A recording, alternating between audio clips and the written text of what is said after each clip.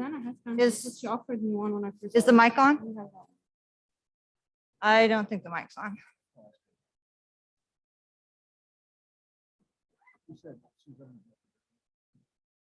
Please, do you know? Can you get, oh, there, it's on. All right, it's 3 o'clock. Time to roll. Welcome, welcome, welcome to the LSU Faculty Senate. It is 3 p.m. on the first day of fall, as of about half an hour ago. And I don't know about you, but it feels so good. And hopefully this cold front, right? For those of us from Wisconsin, it will hold these storms at bay. So those coming in, please make yourself comfortable. There should be more than sufficient distance area to socially distance. We have wipes and hand sanitizer. We do request that masks be worn at all times, except for speakers who are distanced from everyone else. And the owners of this room, the law school does ask that we refrain from food and any beverages while in their space. We were standing there for most of the time. Yes, the front doors are locked. That's their rule in the law. I can't say anything about why they have done that, but we've been standing there to let people in. So apologize for the inconvenience. All right, with that, I will call this meeting to order. My name is Mandy Lopez. I am the LSU Faculty Senate, a full professor of veterinary surgery at the School of Veterinary Medicine. Welcome to all of our continuing and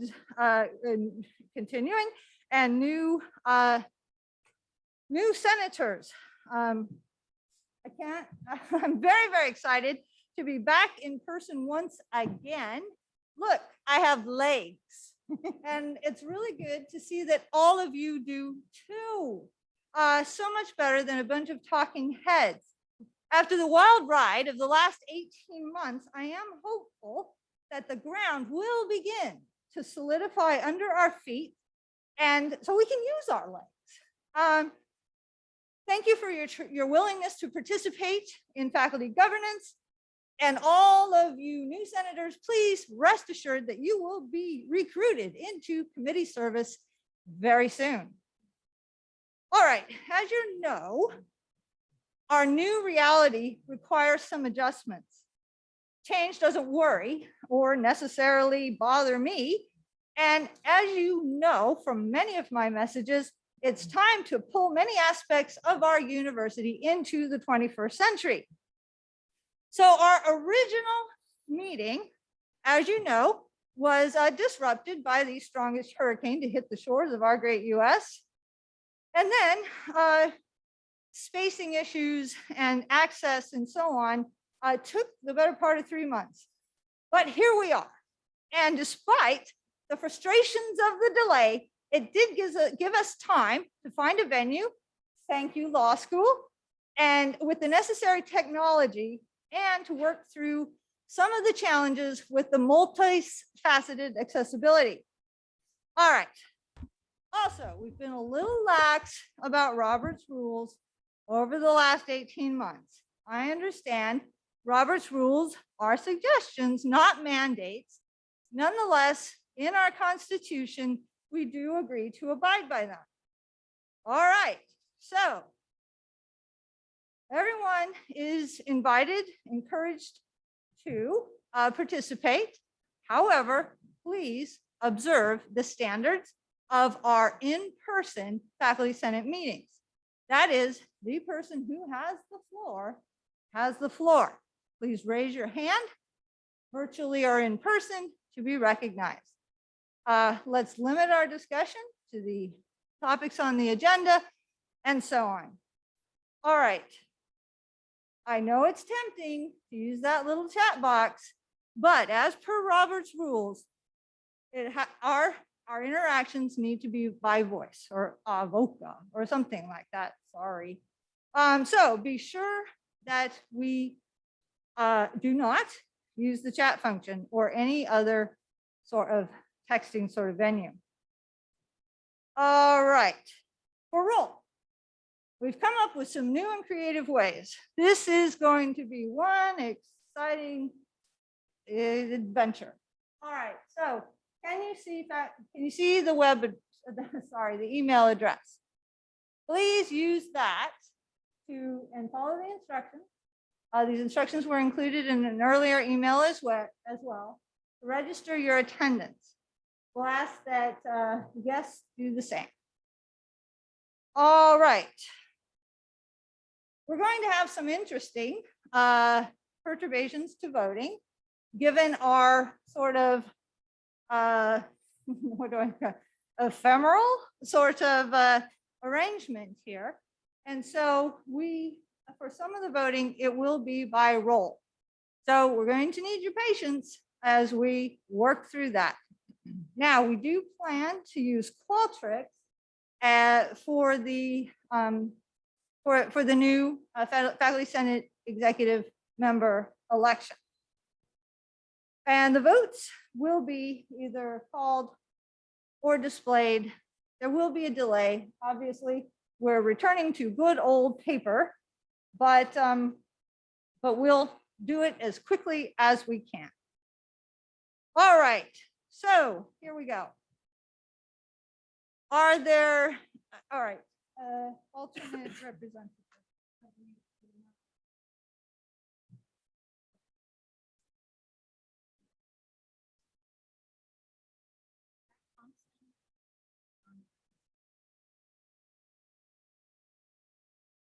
I apologize if I mispronounced any of your names. Angel Stringer for Estanislao Ferreira, Fabio Del Piero for Timothy Diaz-Alen, John Nyman for Kevin Rinkelman, Jared Hello for Joseph Laboria, Dan Marchand for Catherine Benson, and Suniti Carlin Talake for Peter Doran. Are there any other alternates? All right, if there are, please send them to the same email. And even if you are an alternate, please register your presence as indicated in the email, earlier email, using that email address. All right, public comments. All right, we do not have any registered public comments. All right, next, may I please have a motion to approve the minutes from April 2021? It looks like Professor Feldman and Roll. All right, so this is, again, we're transitioning on the fly here. Is there anyone who does not approve of the minutes or wishes to abstain, barring any minor corrections, typographical errors, etc., which you can forward to us and we will incorporate? Yes? Oh, very good. Yes, I was going to ask for abstentions next. Yes? Okay. Can we get your names? Yes, I'm sorry, I missed the step. There's a lot to remember. Please call your name as you as I indicate you. I'm sorry, we don't have the placards today. Yes, please, sir. All right.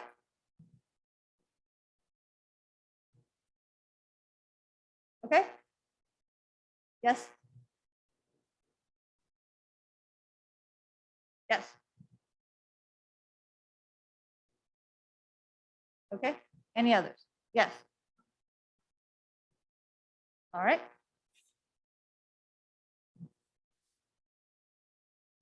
Any others? All right.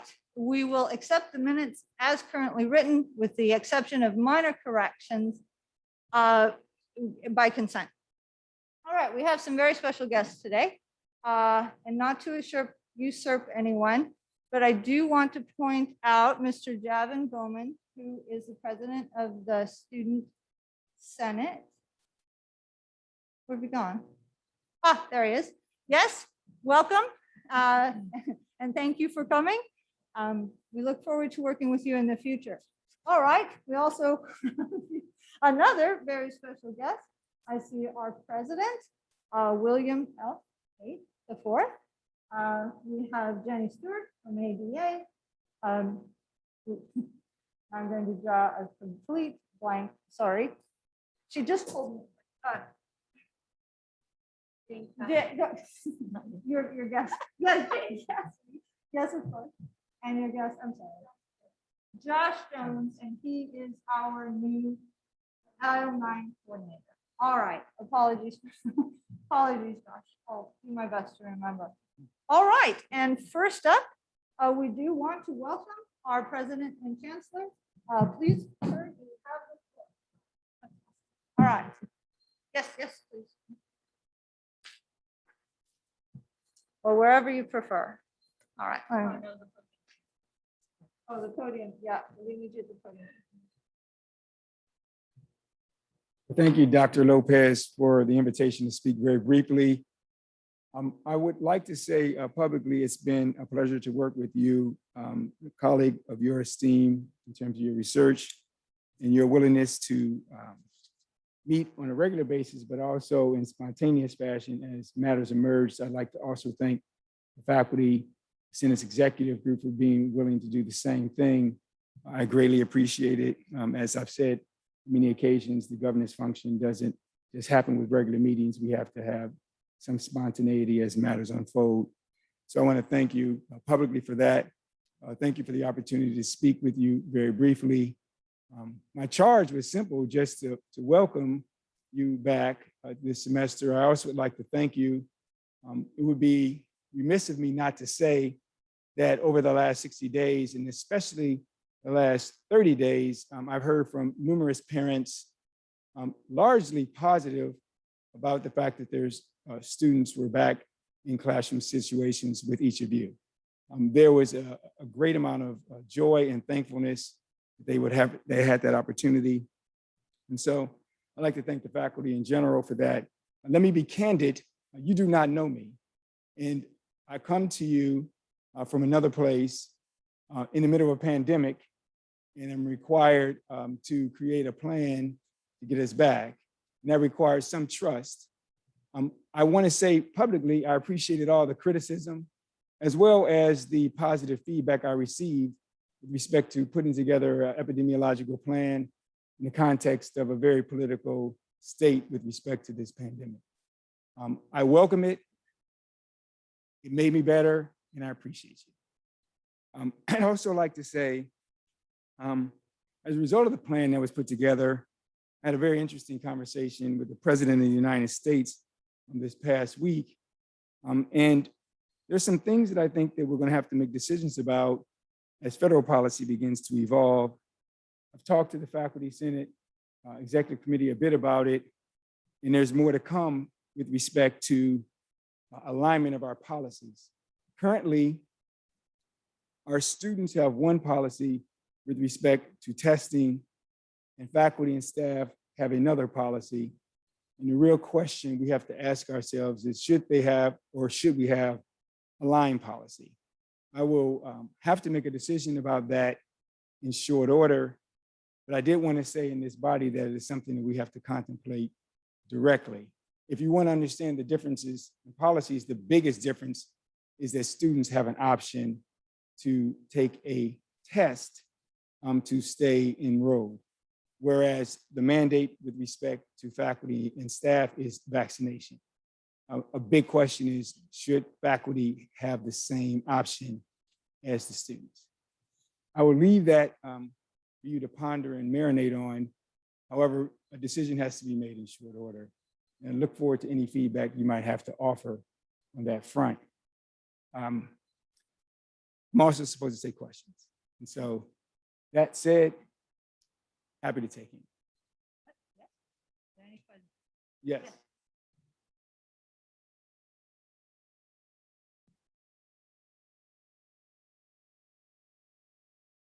No, it is not an option.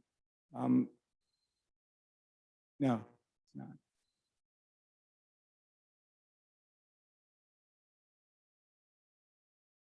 Any other questions?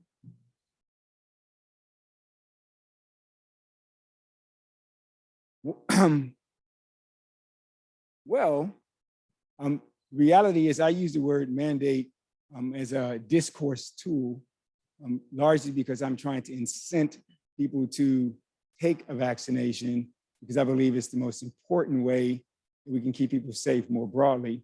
And that has largely been effective. That discourse pattern has led to our 82% vaccination rate with students. However, the reality of the policies right now is they do have a choice. And it's the reality of the law. I've heard all, and now in the law building, I've heard all kind of legal insight into what's really happening, where there's legal and there's political. And I'm just not gonna play. Like, I don't wanna pretend like we're not in a political vortex, we are. And that's the reality of what we're dealing with here.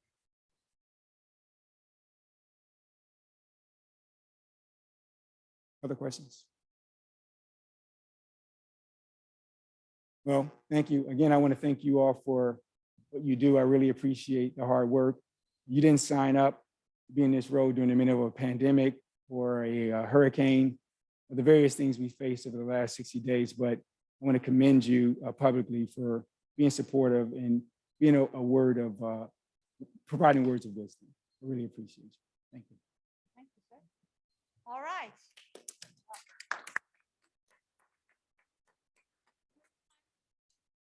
I know your time is short and we appreciate you taking time to visit us. All right. So I do have to admit to having some name envy. I always sort of envy those who have a suffix after their name. Because according to my birthright, I was entitled to the name Manuel Valentin Lopez IV. And I got stuck with a nickname. I've been robbed. All right. And I always feel as though I've been robbed. All right. So we'll carry on with my president's report. Stand back from the microphone. You can still hear me? So I can remove my mask. Oh, okay. All right. All right. So here we are. Buckle in, friends. It's going to be a whopper.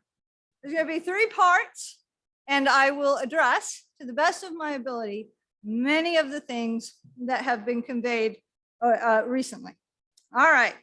And this will be sort of like my, what do you call it? My report of my summer or my summer essay after returning to school.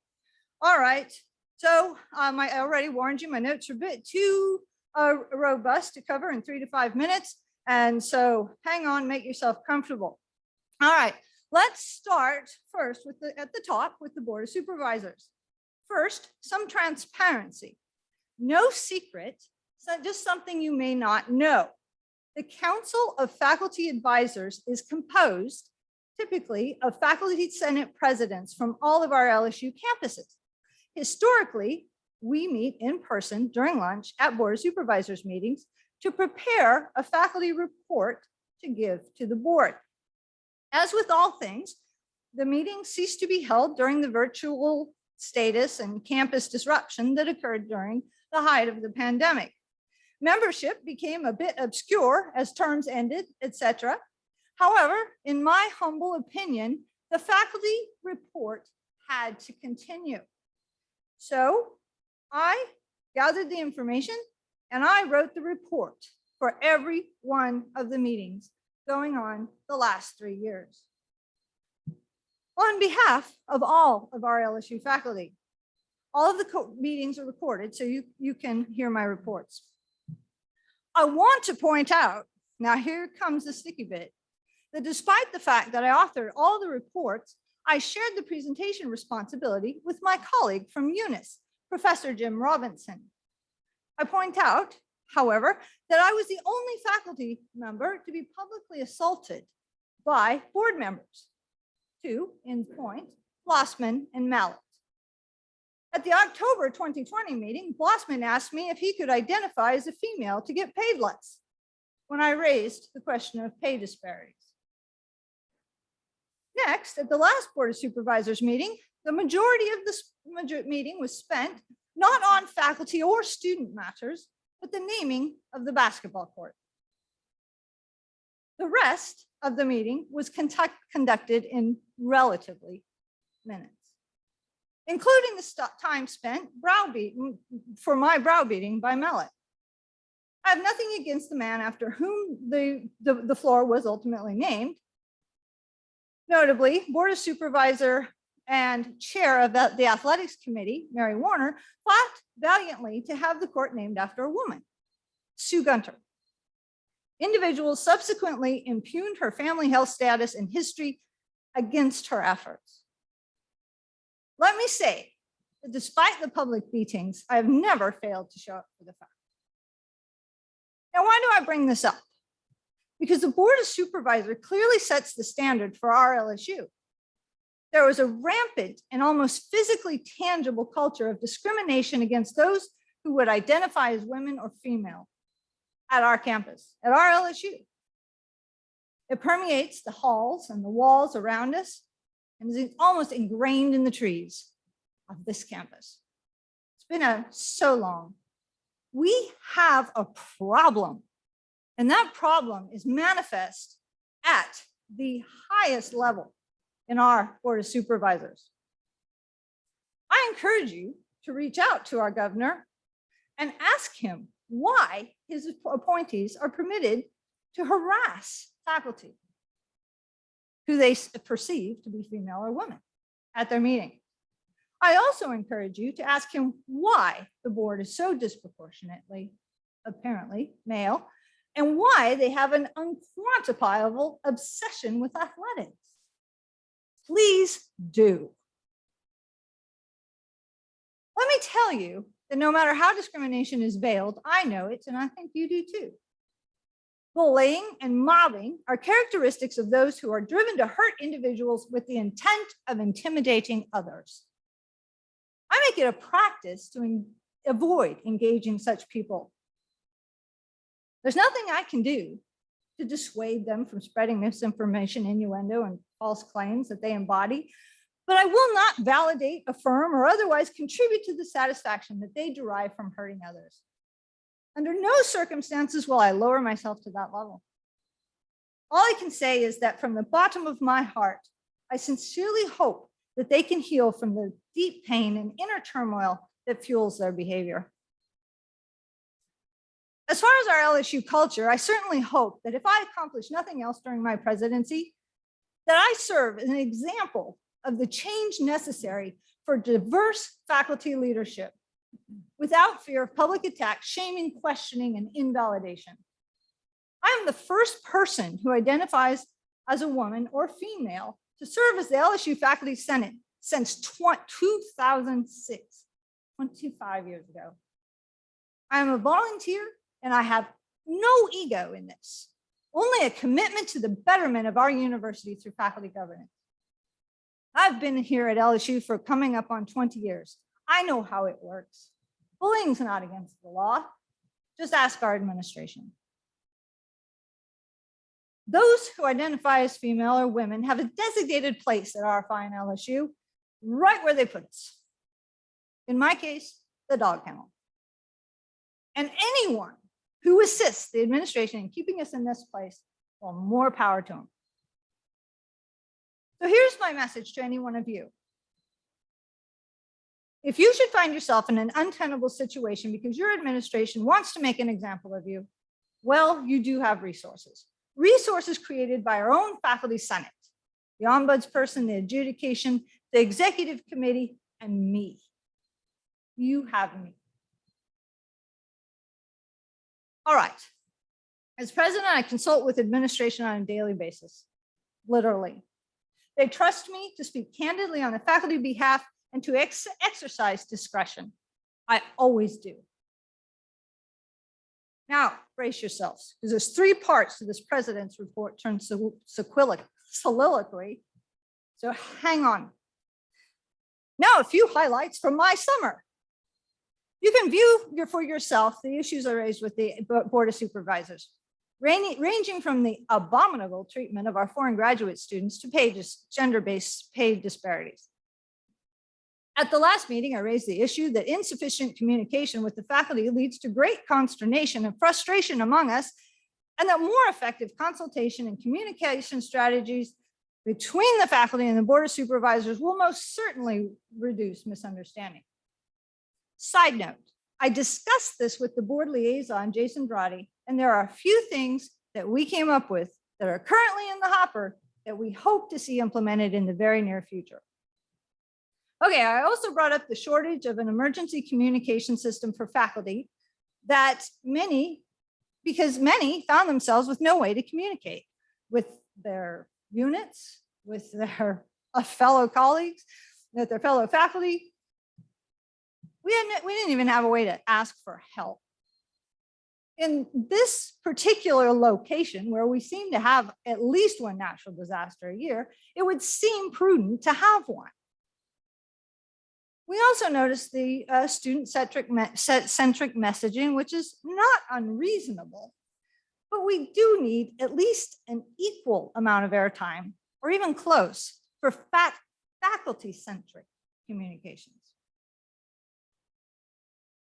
I brought up the issue of our embarrassing libraries. To be clear, no offense to those who reside there. The dean, the staff, the faculty are amazing. However, the funding from our libraries is the lowest in the SEC.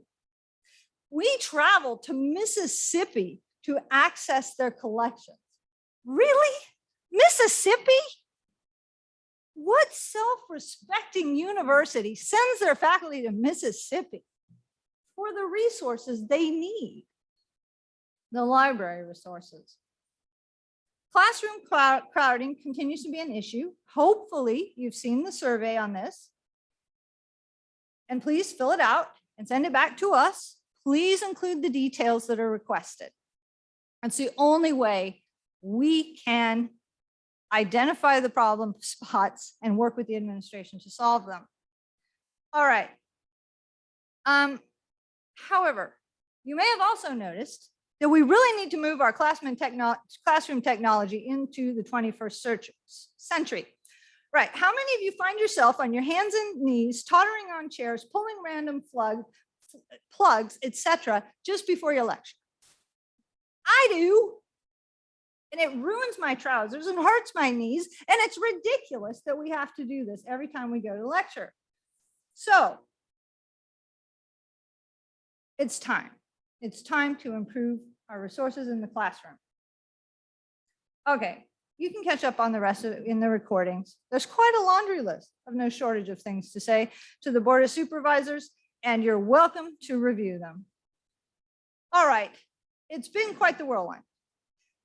As with the Board of Supervisors, the issues brought up to the Provost, CFO, and CIO have been a pretty steady stream.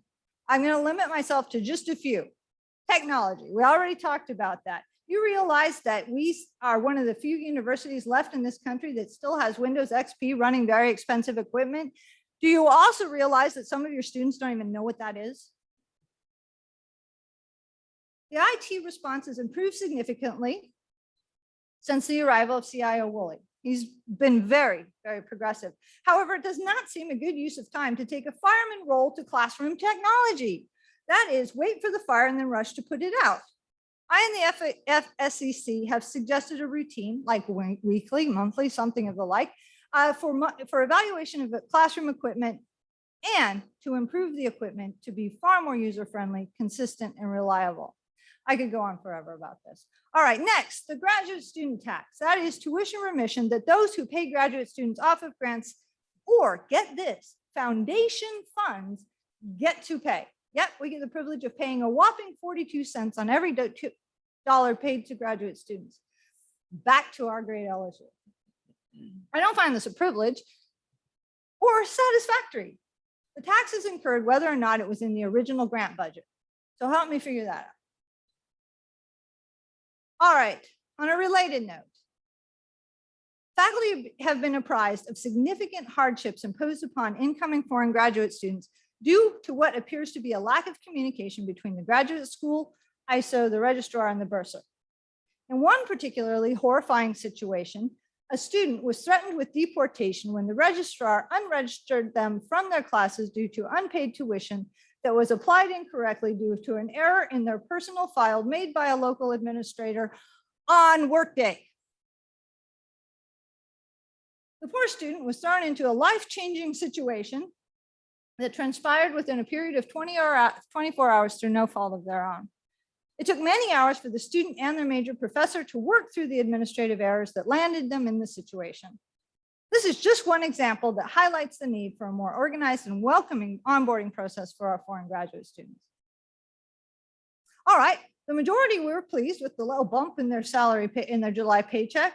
Given that LSU faculty salaries are at least 12% below the SEC average, when last I heard, we insist that the annual cost of living increases for our hardworking faculty continue. ADA accommodations for faculty. That's a topic for discussion today, so I'll leave that for now. Quite a few questions about the daily symptom tracker and the need for duplicate vaccination information from employees have come up. Most faculty insist that they have enough to do in each day without doing the same thing multiple times, or answering or responding to unmonitored questionnaires about how we feel. Faculty activities tracking software. To be clear, the faculty leadership warned the administration about LSU 360 prior to implementation. We warned them about during the implementation. We warned them after the implementation. And now it's gone. And a new system is coming in the final months of the semester during which we should be entering our yearly activities. All right. Student information system. I'm not sure about the final decision on this front. Presentations were conducted at the end of the spring semester. Many faculty missed them. It appears that Banner and Student Workday are the final contenders. And I know I just heard the collective gasp when I said Workday. Well, I feel you. All right, COVID. It has absolutely consumed my life. I can't imagine a life, I can't remember life before it. So I've campaigned for faculty in the COVID arena for the last 18 months on everything from masks to vaccinations to classroom spacing to delivery of instruction to graduation ceremonies and pretty much everything in between. For months, I met daily with the EOC. I don't need to summarize what has been in the news. However, as the president alluded to, the FSCC met with the president and provost on Monday. We stood by the faculty consensus that vaccinations must be mandatory. There's no question on this. However, we concurred that faculty who conscientiously object to vaccination should have the right, as do students, to submit to regular testing. I've not heard the final word on this. It doesn't sound like there is one, so more to come. All right, tuition remission. Resolution 1907, we passed in 2020, which was originally passed in 2017 for tuition remission for faculty, students and spouses, or sorry, children and spouses. The faculty leadership is very frustrated by the lack of attention to the resolution paid by the administration. The Budget and Planning Committee spent countless hours preparing plans for various implementation strategies, including costs. It's been sidelined for far too long. We continue to aggressively campaign for this relatively small benefit to our LSU employees. We can't explain the resistance. Okay, and finally, the Faculty Senate leadership, okay, mostly Ms. Knoll and Professor McMillin, did a deep dive into the Hill Library archives to put together the history of our LSU Faculty Senate. They were also tasked with aligning our activities with our Constitution of Bylaws, not them alone, but finding those errors in what we do, which versus what we are supposed to do. I know you'll remember just recently, very painfully going through this process of updating our bylaws, but they are living documents and they require constant maintenance to maintain accuracy and relevance.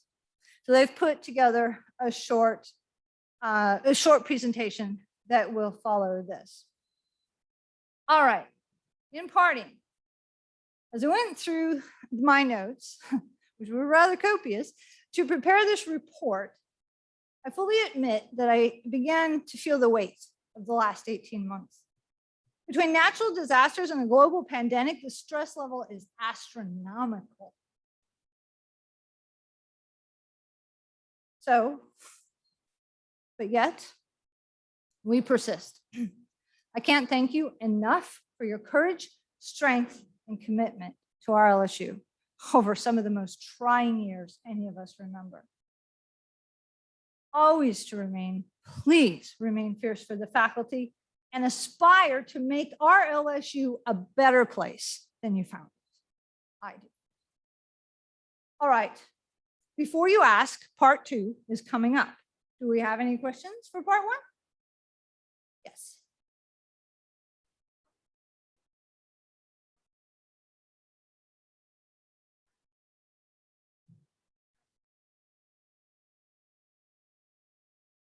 It was Blossman. Yes, the question was, who's the Board of Supervisor who asked the question? So I paraphrased, so go back and look at the recording. Blossman, B-L-O-S-S-M-A-N.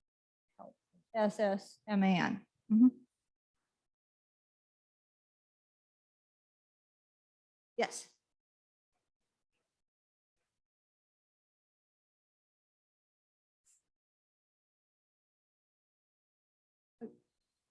Well, it addresses the questions that have recently been raised. It's kind of important and segues into the next bit. I mean, I beg your patience.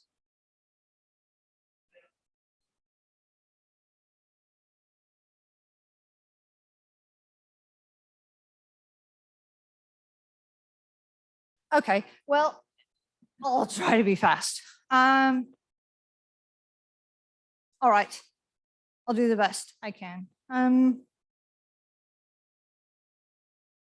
Yep. All right, so. All right, we're going to have a discussion of our history and our history, constitution, and bylaws. All right. So a long time ago, 2 brothers named David and Thomas, I'm kidding. All right. So a long time ago, however, the Boyds established our university somewhat like it is. No, not like it is at all now, for men. The faculty was composed of about 12 people. As the faculty grew, they organized themselves into a council to establish a system of shared governance. We haven't found the exact time of the formal organization, but we will look into it as time allows. Fast forward, 1972. The faculty council has grown too large for available meeting venues, and there is some contention that smaller colleges with more vocal participants at meetings have an unfair advantage on faculty decisions. Additionally, there appear to be a rather large number of committees that are operating somewhat independently of the faculty senate or the faculty council or anyone else for that matter. So the faculty council subsequently forms a committee to create a faculty senate. After about a year, the LSU Faculty Senate takes a somewhat primordial form of what it is now, and all existing committees are moved under the leadership of the Faculty Senate. The number of senators are determined by the census in the college, a practice that continues today, and the governance structure is approved by the Board of Supervisors. In terms of organization, the Faculty Senate was delegated the authority by the Faculty Council to represent it, and the Faculty Senate Executive Committee the authority to represent the Faculty Senate.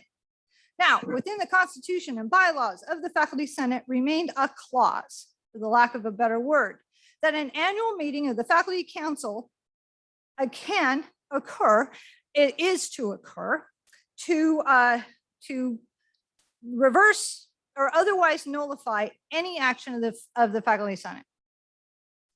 Here's the catch. The last meeting of the Faculty Council was in 1996. The meeting was held in the Union. George Strain was the president. There was limited participation and voting had to be done by paper after the fact because as I understand it, quorum was not achieved. There's not been a meeting of the faculty council until very recently. Now, to be clear, it took all summer to look up and learn about this history. So everyone was pretty unclear in April when a faculty council meeting was called to present a resolution separate from what was passed from the faculty senate. So remember, the faculty council delegated representation to the faculty senate while retaining the right to reverse any action of the faculty senate. So while the meeting to present a separate resolution, essentially endorsing a faculty senate resolution in many respects was certainly reasonable, it was not entirely congruent with the agreed upon processes. So I've received numerous communications related to the question. That is the faculty council separate from the faculty senate? And the answer, according to our current constitution and bylaws, is that it is not. The faculty senate represents the faculty council. However, I would lay a pretty heavy wager the Board of Supervisors is not familiar with our with our constitution and bylaws, nor do they necessarily know the difference between the faculty council, which is composed of all full-time faculty, instructor and above, and the faculty senate. And I'm pretty sure they conflate the faculty council of advisors with, well, everything else. So I received a document for review pertaining to revisions to Board of Supervisors bylaws. I gave it a quick read and passed it on to FSC officers, as I make a habit of doing. They provided a bit of feedback that I hadn't had time to give much consideration before the resolution popped up on the Board of Supervisors agenda the afternoon before the meeting, and we discussed it as a committee. I conveyed the results of the discussion to the Board of Supervisor liaison that night. Now, to be clear, the faculty council cannot be dissolved. Well, unless we're all fired. The faculty council is the faculty. Faculty retain the right to organize in any way they wish. I've certainly participated in some previous grassroots efforts myself. I'm not sure if I should have said that. So absolutely, please do. I absolutely hope you do. You also have the right to request an audience with the faculty senate, the faculty council of advisors, the Board of Supervisors, or the governor. And I encourage you to do it. I do. Really, I don't have enough hours in the day. And if you want some resolutions, look at 1610, 1601, 14. I can give these to you. Okay, so here is the most important point. Again, by default, the LSU Faculty Council is represented by the LSU Faculty Senate and the Senate in turn by the FSCC. That can be changed as indicated in the suggested revisions to the Board of Supervisors bylaws. That is, members of the Faculty Council can request that a meeting be called by the President of the Faculty Council by the President for the Faculty Council to decide on changing the faculty governance structure. So, friends, as I understand it, and as shared just prior to the Board of Supervisors meeting, the only thing that can be dissolved is the Faculty Senate itself. And that process can be initiated with a request directly to the Board of Supervisors and followed by a vote, majority of the vote of the Faculty Council. You have the right to decide on your own governance. And I welcome you to do so. I hope you do so. On the matter of sharing everything I know with every member of the faculty the moment I learn it, not infrequently, individuals come to me and the FSCC with very serious, sensitive concerns. We have a responsibility to all of our LSU faculty, all 1,721. And we welcome their input, their feedback. We need you to share with us. But it is highly unlikely that faculty will share their stories to improve conditions if they will be subject to public disclosure and all that comes with it, including the harassment, retaliation, and targeting. This will very seriously limit our ability to help our faculty. Also, my friends, our administration will not request the counsel of me or the rest of us if we publicize their potential plans, works in progress, or other efforts on which they seek our advice. I received numerous document drafts, proposed messages, and questions, and I attend innumerable meetings. We had one last Monday, called late Friday. The administration must be confident that I and the FSCC will advocate for the faculty, demand observation of our rights, and provide guidance for reasonable and acceptable implementation. They must also be comfortable that we will not share information prematurely that may or may not come to fruition. Now, Once anything is in play, the rules change entirely. All right. I know that, I'm sorry, VP Cassidy, I know you have a much more important title now, has been waiting a very, very long time. But I hope you'll grant us just a few moments if there are any questions. Okay. Yes.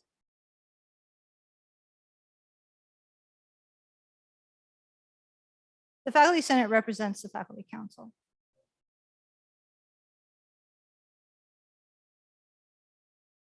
The Faculty Council is all of the faculty.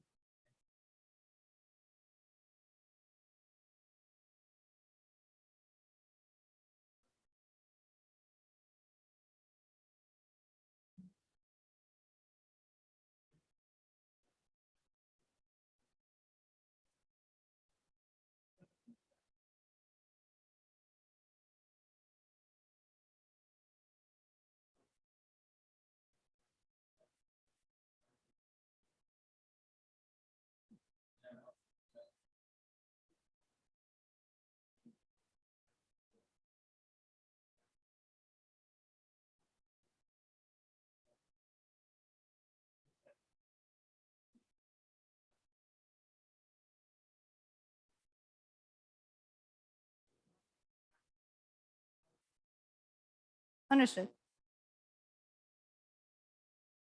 Yes. Please state your name because of our, yeah.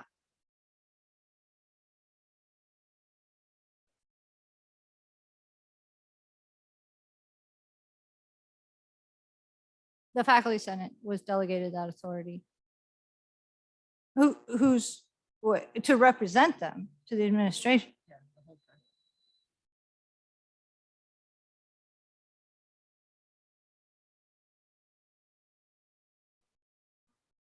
Mhm.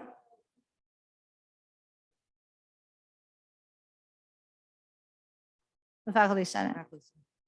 Yes.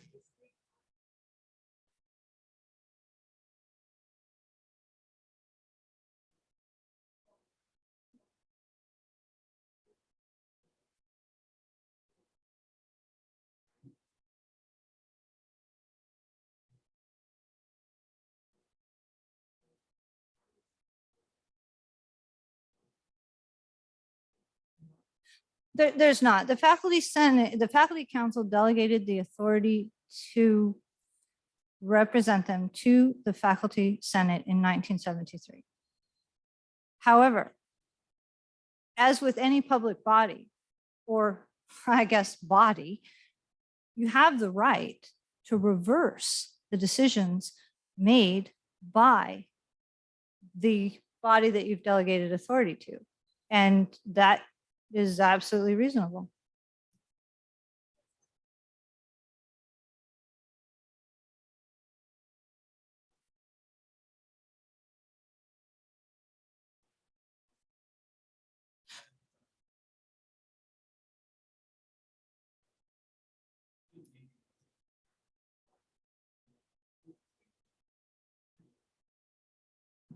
It's in our Constitution. The language is in our Constitution.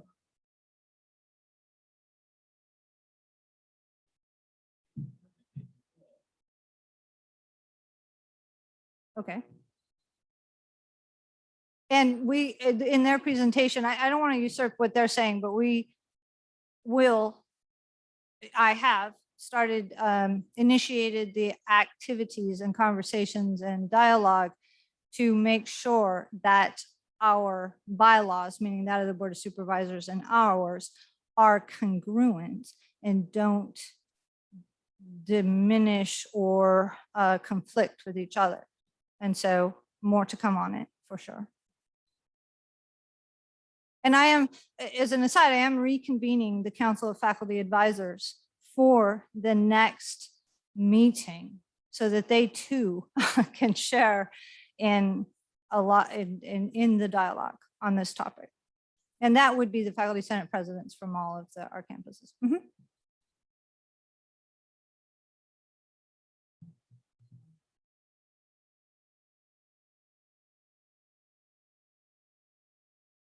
Yes, yes, and that, correct. The Council of Faculty Advisors is a different, I'm sorry, what is the policy statement that describes the faculty count? It's described in policies 20. PM 22.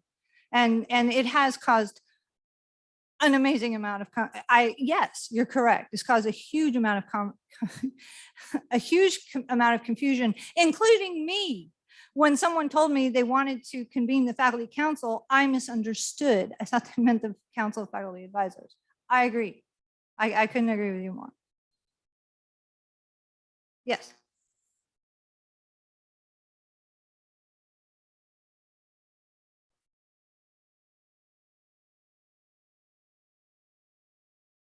Yes.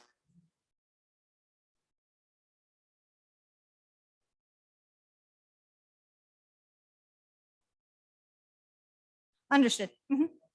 Yes, we'll provide you, and I totally get it. It's confusing to me too. And everybody's talking about faculty council and everybody's thinking it means different things, and it does to different people. I can't agree with you more. Yeah.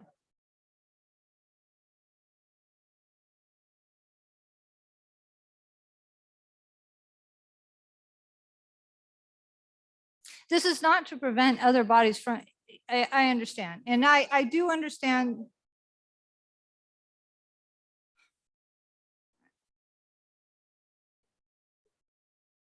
I,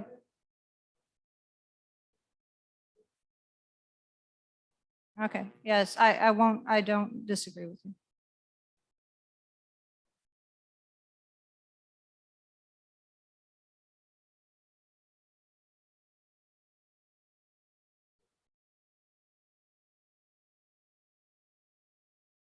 Uh,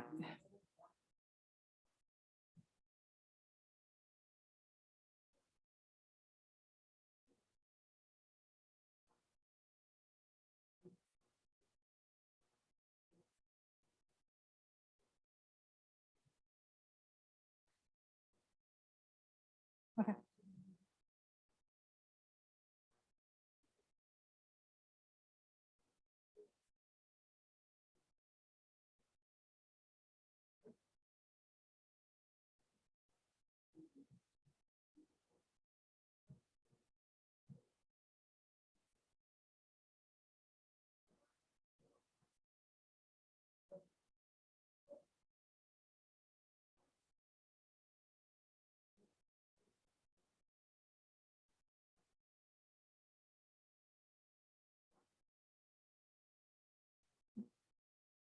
Well, there was no shortage of my time spent on it either. I have nothing to add. Yeah. Mhm.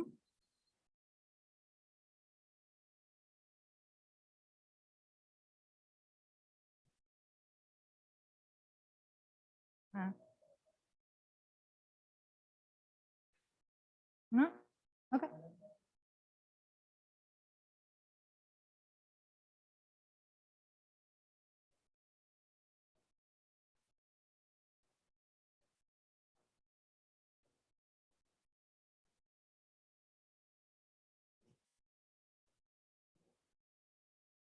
Yeah. Okay. Yes. No, I think that's a great exception. Yes. Well, it's, I'd love that. Yes. Yes. We're taking notes and we'll certainly see how we can do it. Mhm.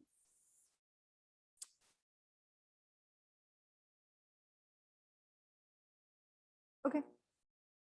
Yes. Mhm.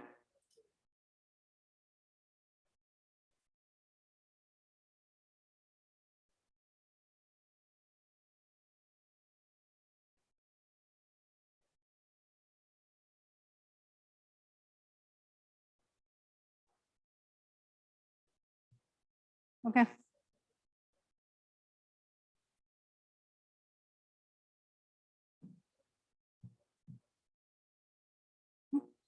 Yes. Okay. Okay. Noted. Yes.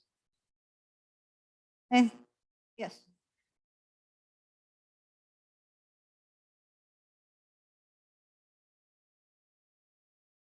Right. I can't say at the moment because I don't know, but I am convening the faculty council. And once I have a better idea of how it's going to go forward, I certainly will not hesitate to solicit volunteers. So absolutely. Again, I don't have that information. This was literally, we sorted this out last Friday.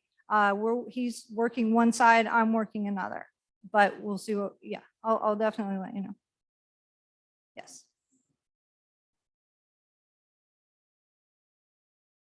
I am going to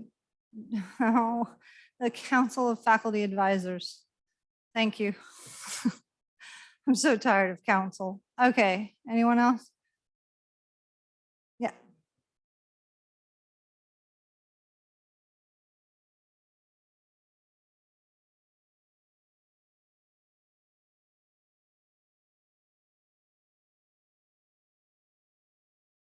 Huh? Okay.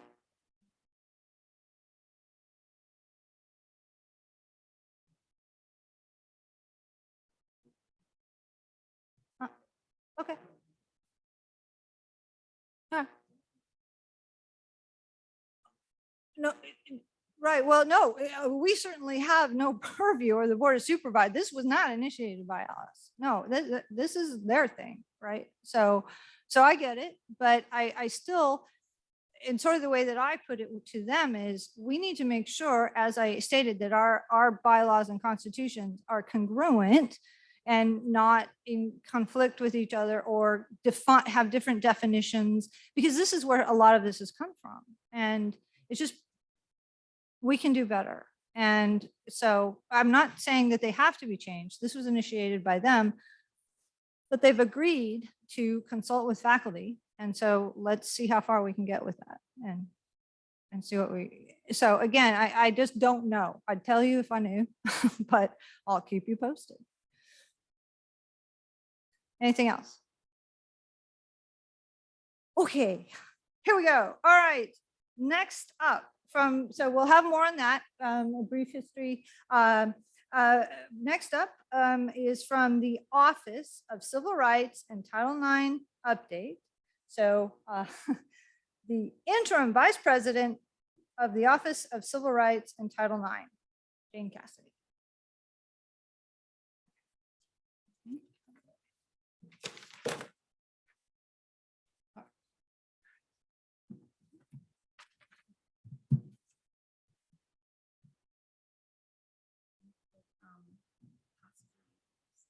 Any questions or comments as they come, so the people on Zoom can't hear anything that's not on the microphone. Good afternoon, Jane Cassidy here. I was asked to give an update, and so I'm going to give you a very, very short update, which is, I hope that you had a chance to read a broadcast email that was sent to faculty, staff, and students last week, I think, that gave a summary of where we are with the Husch-Blackwell recommendations. There were 18 of them. We're finished with 11 of them. We're really close on another 3. So we're making a lot of progress. Also, there is an action plan that you can go to if you go to lsu.edu/Title IX-review. That's TITLEIX-review. On that page, there's a link to the action plan, and it gives you the 18 recommendations of the Husch-Blackwell and tells you if we're complete with them, if we're not, what we have left. So and that's continually updated every month. What I'd like to spend the rest of the time today doing is a short presentation to you that we've given to many of the departments across campus, not nearly even half, which is why I'm doing it again here, because there was a consequential change to the law in the state of Louisiana about reporting of sex crimes at universities. And it's incumbent on all of us that we understand what our responsibilities are. So I'm going to take you through that quickly today, and then we'll certainly answer any questions that you have about anything at the end. So it might surprise you. It surprised me. I didn't realize these numbers, but a survey that was done of people in the United States, 1 in 6 men say that they experienced some form of sexual violence over their lifetime. 1 in 3 women, and 1 in 2 trans. So this is not something that is unique to Louisiana. It's not unique to LSU. It's something that we struggle with as a society. If you look at the results of a survey that was done at college campuses across the United States in 2019 by the CDC, 42% of students say that they experienced at least one sexually harassing behavior while they were enrolled at their university. If you asked how many of them did that interfere with their academic or professional performance, it was 19%. If you take an institution like LSU that has 30,000 students, that means that 12,600 students had at least one sexually harassing behavior, and at least 5,700 of them, it interfered with their academic performance. So if you think that our office gets 300 to 400 reports a year, we only get the tip of the iceberg. And so what we are doing as part of all of this is to make sure that we're getting the word out about reporting, because we can't help where we don't know what's going on. So that's part of the theme of this presentation. Okay, I'm going to look up there because this is showing something different. Okay, so I'm not going to go through all of these. I would if we were doing the other type of a presentation, but one of the things that I want to make sure that it's clear is that sexual assault, sexual misconduct, sexual discrimination takes many forms. It could be discrimination based on sex and gender. It could be sexual harassment. It could be dating and domestic interpersonal violence. It could be sexual assault. It could be stalking. It could be retaliation. Any of those are considered discriminating behaviors under Title IX, and we all are, including me, we all are mandatory reporters now if we know about that. So here are the situations. You are a mandatory reporter if someone discloses to you that they were discriminated against. So any of those behaviors that we just went through in the previous slide, if someone in the LSU community, a faculty member, a staff member, a student discloses to you that they experienced that as part of their LSU time, you are required to report it. If you witness any sexual harassment or discrimination occurring, you are required to report it. And if someone tells you about someone else who was discriminated against, you're required to report that as well. Let me give you an example of where this might happen. It might be that you have a student who comes to your office and says, I just got to talk to you. My roommate's got something going on. And she came back over the weekend and said that she'd been raped. Okay, the roommate's a student. You found out from someone that someone else of the LSU community was potentially sexually abused. You are required to report that as a mandatory reporter. The only time you're not required to do that yourself is if you experience the sexual harassment, assault, discrimination yourself. You get to decide whether you report it at that point. We would encourage you to do that. We'll talk about that in just a minute. But you are only required to report legally is if someone discloses to you, you witness it, or someone tells you about someone else who was discriminated against. So there are a few people on campus who are confidential reporters. There's a group of them, the first bucket I'll call are people who are confidential by reason of law. Those are people largely in the student health center. They're doctors, nurses, mental health counselors. As part of their credentials, as part of their job description, they do not need to disclose any information. People can go and talk to them confidentially. If we had clergy here, which we don't, who are employed by LSU, they would be in that group as well. We also have another group of people who are confidential supporters, and these are people who we have determined, we have asked to serve in this role. We are required to have 25 of them by law, one for every 1,500 students. We are in the process right now of training those. State law requires a very significant amount of training for these folks. Those people are listed on our website, and they are faculty and staff who are, if anybody goes to talk to them, they do not have to report it. Everybody else is a mandatory reporter. That includes probably just about everybody in this room, unless you're on that list of 25.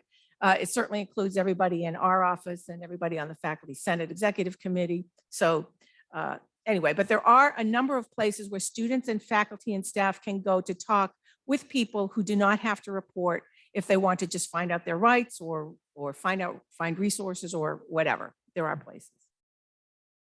There are 3 times where you do not need to disclose under the law. One is if someone discloses as a member of a public awareness event, as part of educating others, you don't need to report it. So let me give you an example. Happened not too long ago. I was doing one of these presentations out and a young woman stood up to make my point for me.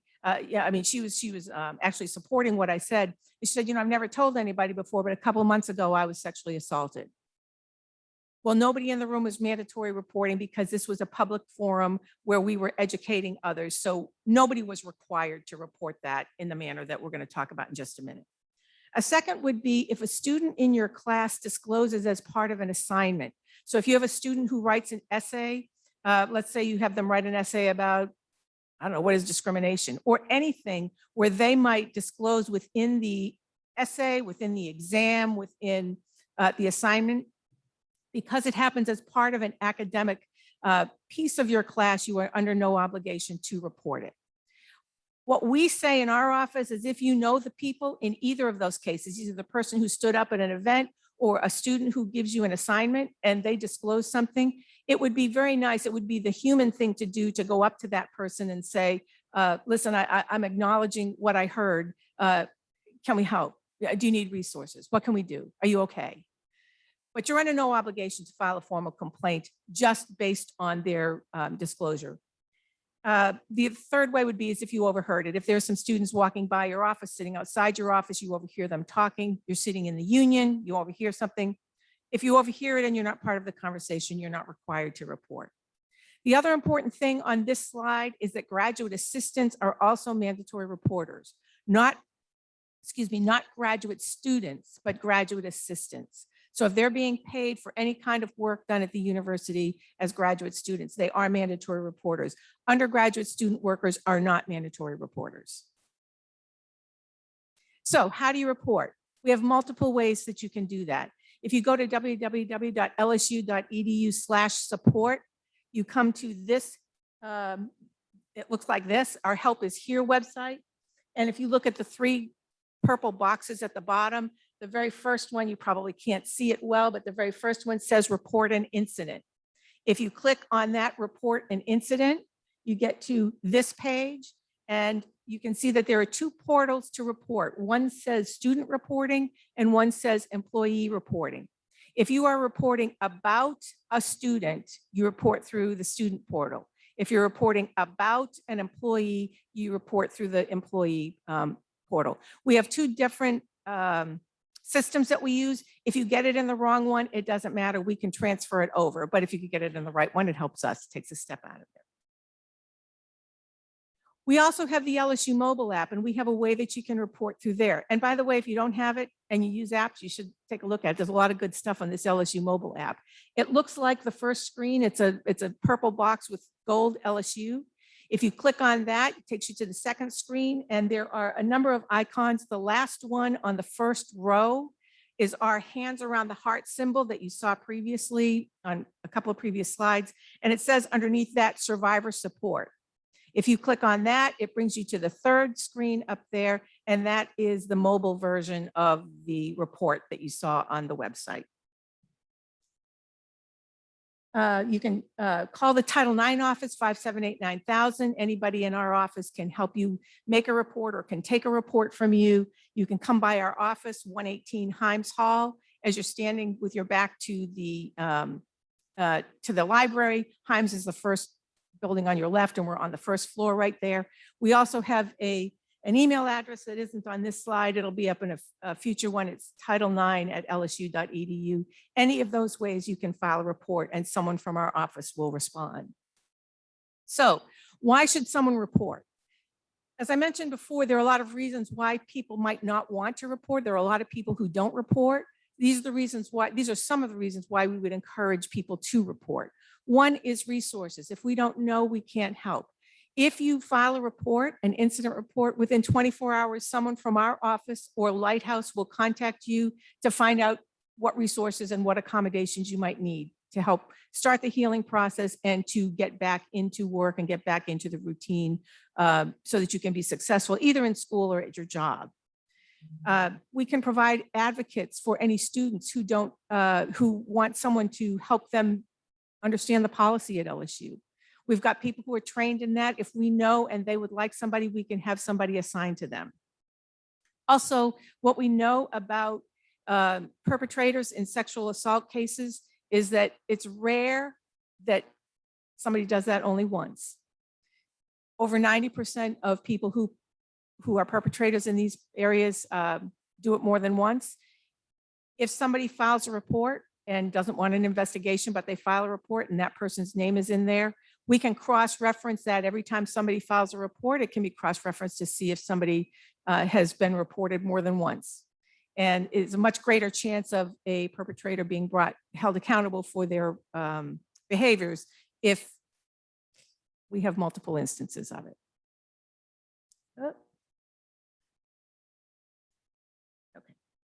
Okay. Yeah. Okay. So what do you say when, because you're a mandatory reporter, that means if somebody says, hey, can I talk to you? And please, I don't want you to tell anybody. Please, please, please, I don't want you to tell anybody. I was raped last night. Unfortunately, you are a mandatory reporter. And what that means is if it ever comes to light that you knew about it and you didn't report it, what the state law says now is the actual language is you shall be fired. Faculty members shall be, anybody at an institution shall be fired. I'm sorry, it says shall be terminated. So what we suggest that you do if somebody says, can I come and talk to you? If they start to go down the path of you think that they're going to tell you something, say, listen, I'm a mandatory reporter. That means whatever you tell me, I have to, by law, I have to report. I have to file a report on this. And if the student says, oh, then I'm not going to talk to you. I don't want anybody to know. Obviously, that student came to you or your colleague came to you because they trust you. So something to do for them or with them is to say, listen, I'm a mandatory reporter, but there are some people on campus who are not. Let me help you find somebody. I will walk you to their office. Let me help you find somebody that can help you.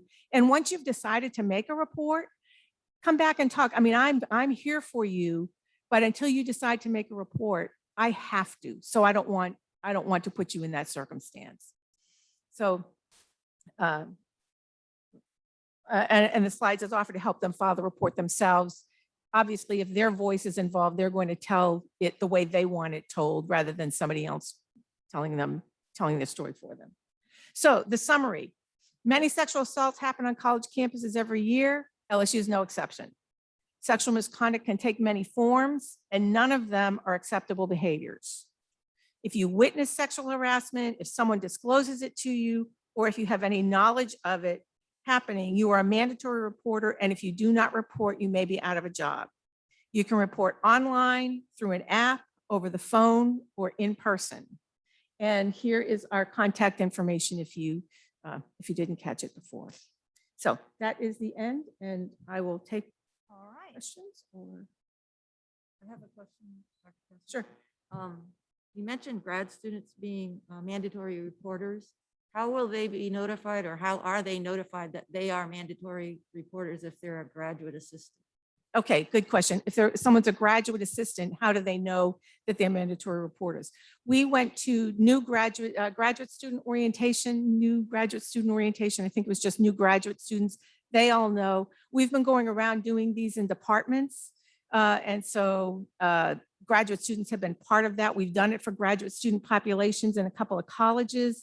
So my suggestion would be is that you either, I mean, we'll send you this PowerPoint, however you want to do that, we'll come out and do it any way that you want. We're trying to get the word out, but that's a great question. So we're trying to get out there and tell them ourselves.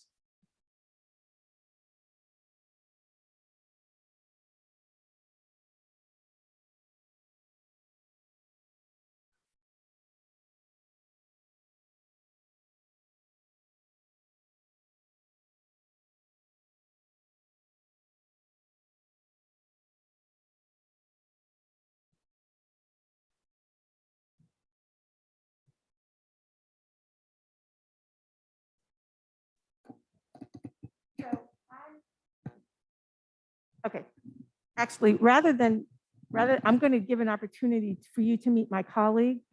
Josh Jones is our new Title IX coordinator. Josh comes to us from the University of Kansas, where he was Title IX coordinator there for 6 or 7 years. Before that, he was a prosecutor. He's a lawyer, prosecutor. Josh, you want to come up and field some of these questions so they can get a chance to hear you? You need to come and talk on the mic. Josh has been here for 3 weeks. His stuff is still on a moving van someplace. Sure. So I think as I heard the question was if employees can be fired for not reporting, why aren't there actions being taken against those that are committing the acts? So let me just say, I can't really speak to anything before I got here. What I can say is that one of the things that we're doing is looking at our sanctioning process. What are kind of baseline sanctions, right? Or so when X occurs, right? What do we think the range of appropriate sanctions are? So, and then look at mitigating and aggravating factors as to where in that range we think the sanction is appropriate, right? So for example, if we're talking about forcible rape, we shouldn't be talking about a warning, right? There should be kind of what we think are appropriate and appropriate range. So that's what we're doing as far as looking at sanctioning for folks who are found responsible.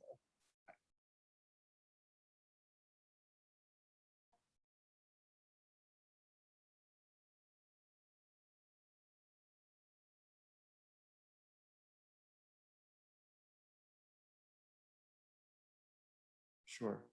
When it,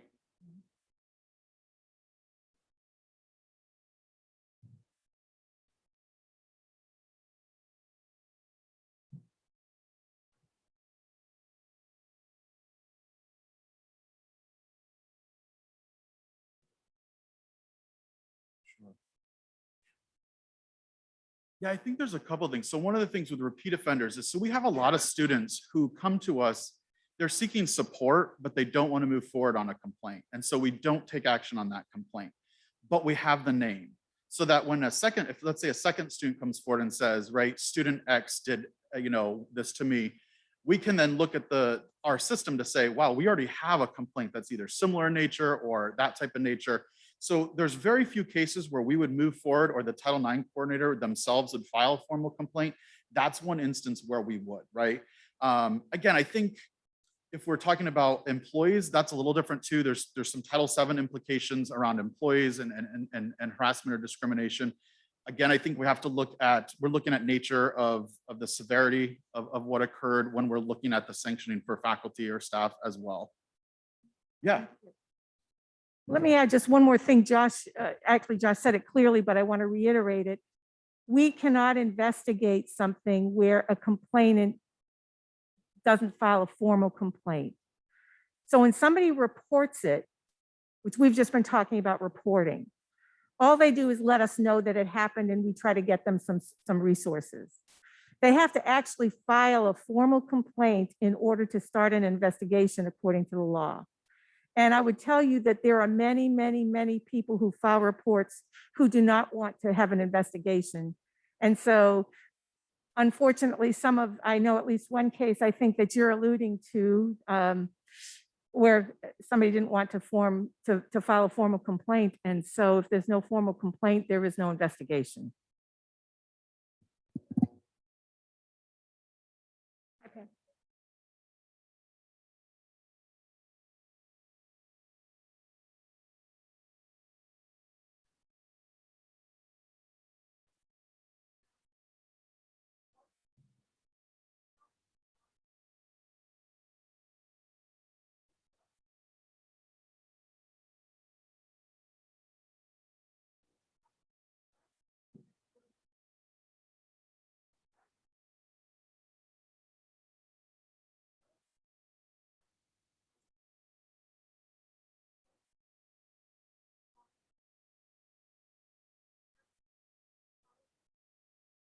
Jane, Joan has formed a committee to look at that. The graduate student on other campuses. Yeah.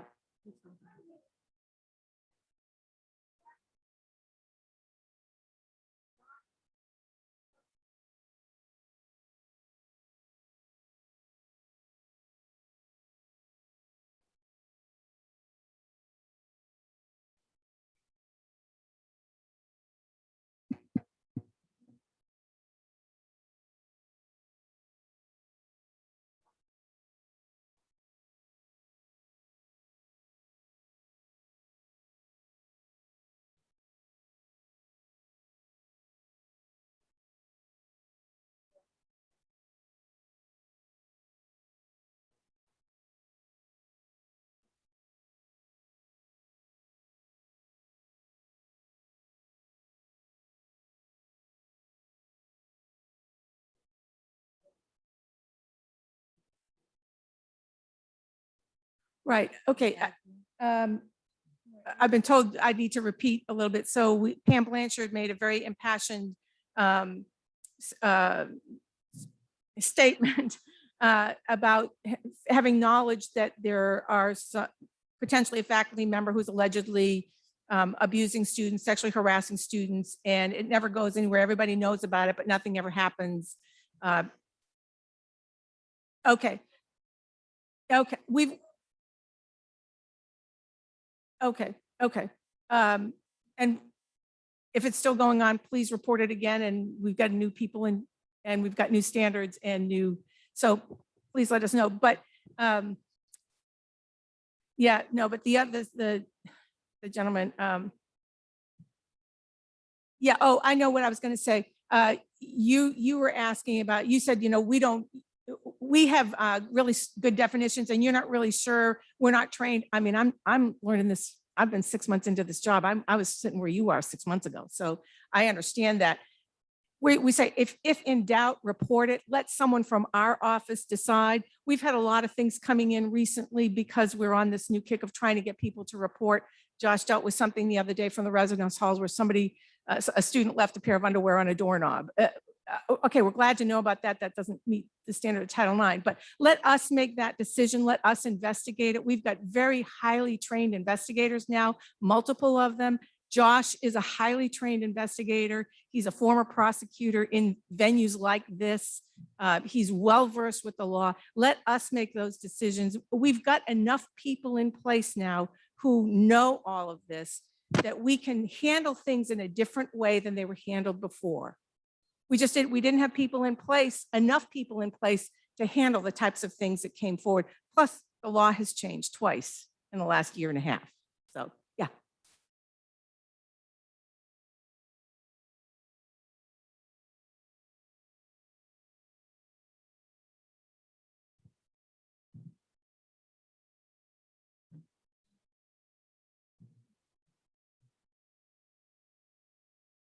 So it is in the discretion of the Title IX coordinator. So there's two ways under Title IX that we move forward on a formal investigation. One is a formal complaint from an individual.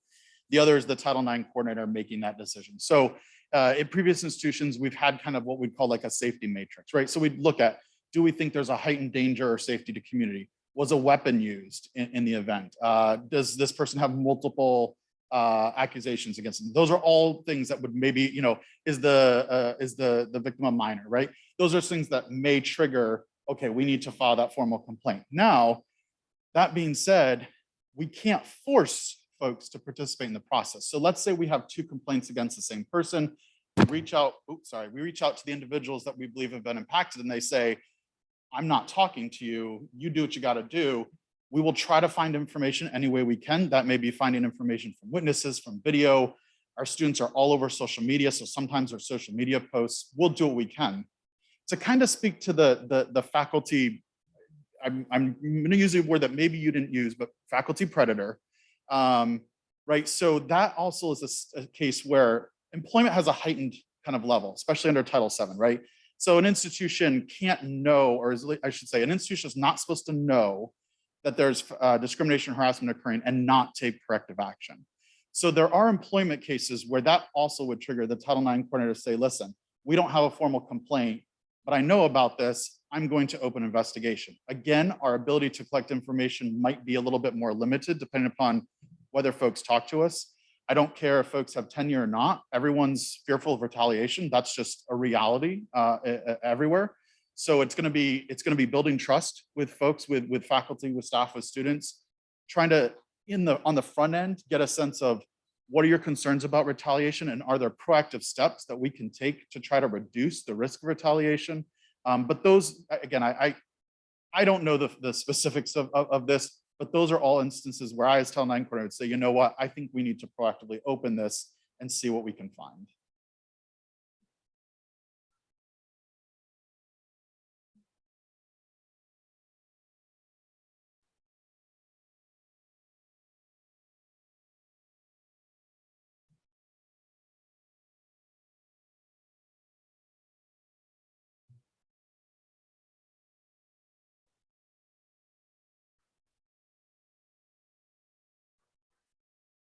Count Repeat the question.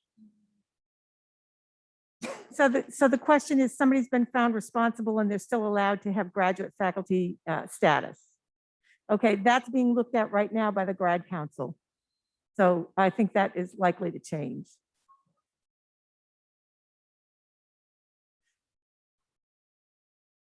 Well, I tell you, if you would come and talk to us about those specific cases, come talk to Josh about it. Without further information, it's hard to talk in generalities. So please come, would you come talk with Josh?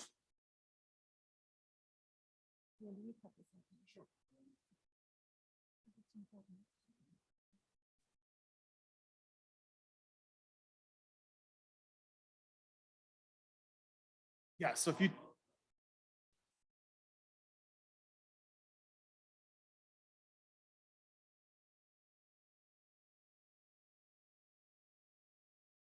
sure.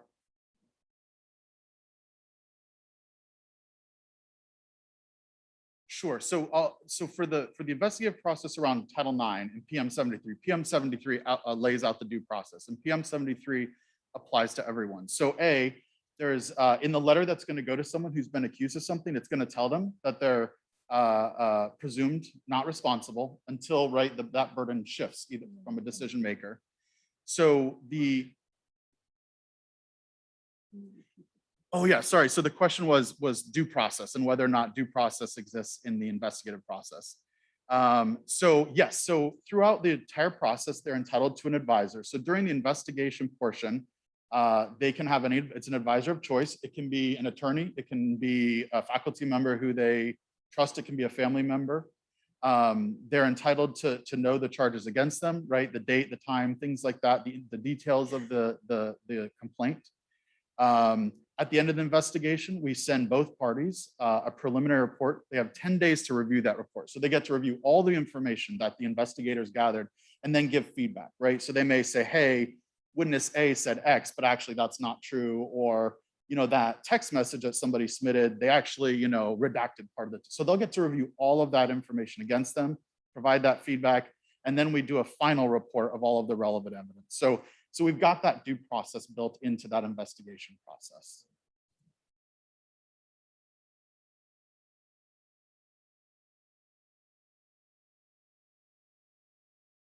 No, so yes and no. So at the hearing, there's so the question was, apologize. The question was, can the person alleged cross-examine the accuser, I think is what the question was. So at a hearing, cross-examination is allowed, but only by the advisors of the party. And that's why at the hearing process, if one of the parties doesn't have an advisor, the university will appoint an advisor to them. So only the advisors can do that cross-examination. And those, if it's a university appointed advisor, they'll have gone through a series of trainings so that they understand, right, how to do that kind of cross-examination.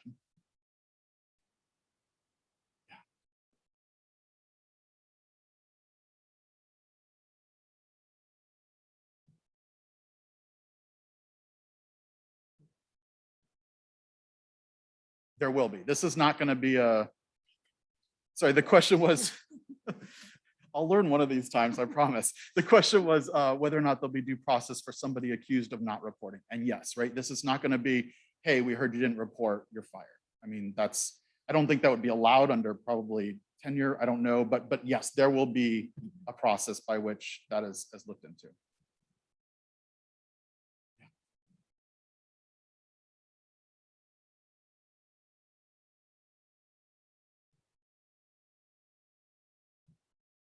Sure. So the question was what we're doing to implement this process in LSU athletics. So again, they're bound by all of the same policies and process, PM 93, all of that, or 73.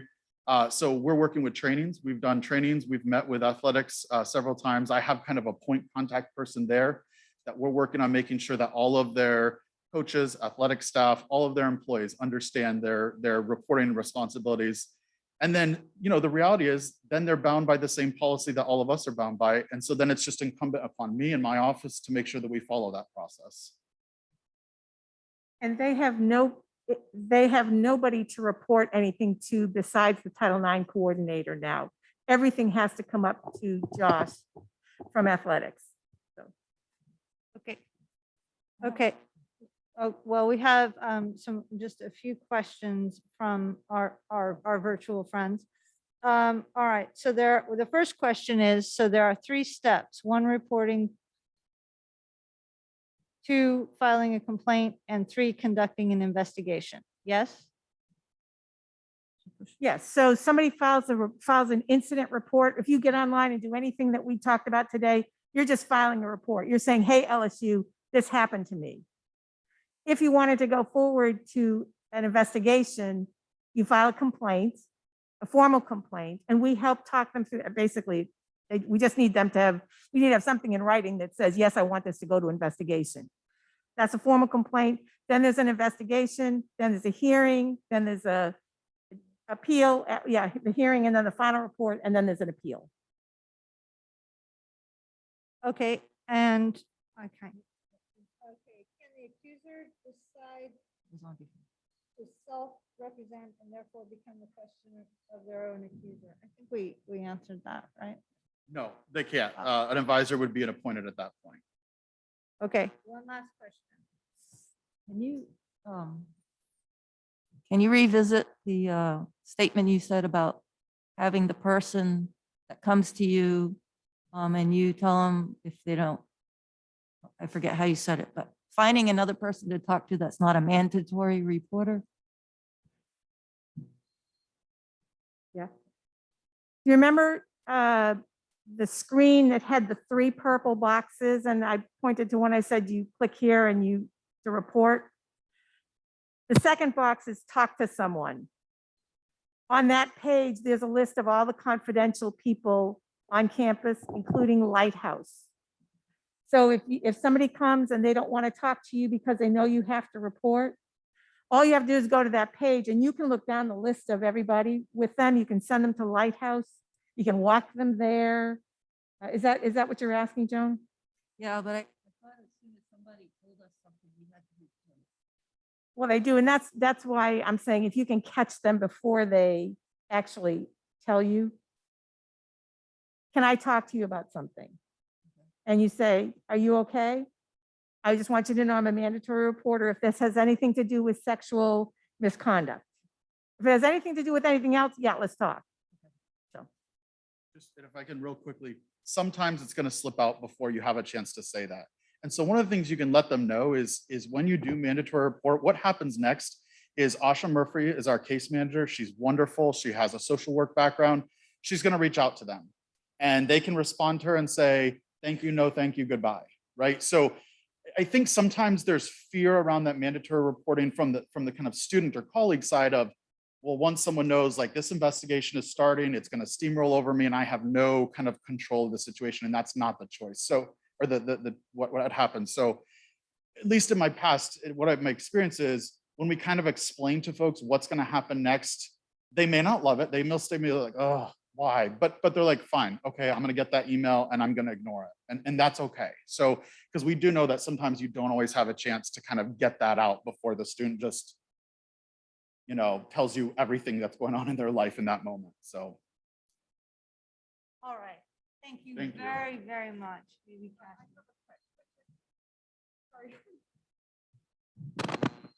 Is there a statement that we can office the same way we have information about disabilities and about plagiarism, and more this is for students as resource, you can call this hotline or please visit this website, so that's standard across campus that we can include on our syllabus. Yeah, so I'm working on a statement that folks can include on their syllabi, kind of pulling from other institutions that have that similar statement. So I think it's a great idea to have on the syllabi. All right. Okay. Thank you very, very much, VP Cassidy and Mr. Jones on answering some really difficult questions about an extremely difficult topic that is also extraordinarily important. So is there any chance we can get your slides so we can send to the senators? Okay, brilliant. Okay, moving on.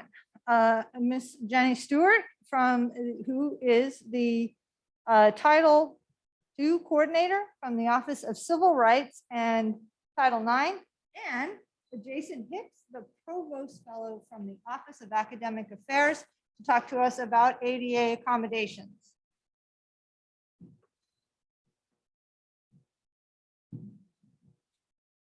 Sure.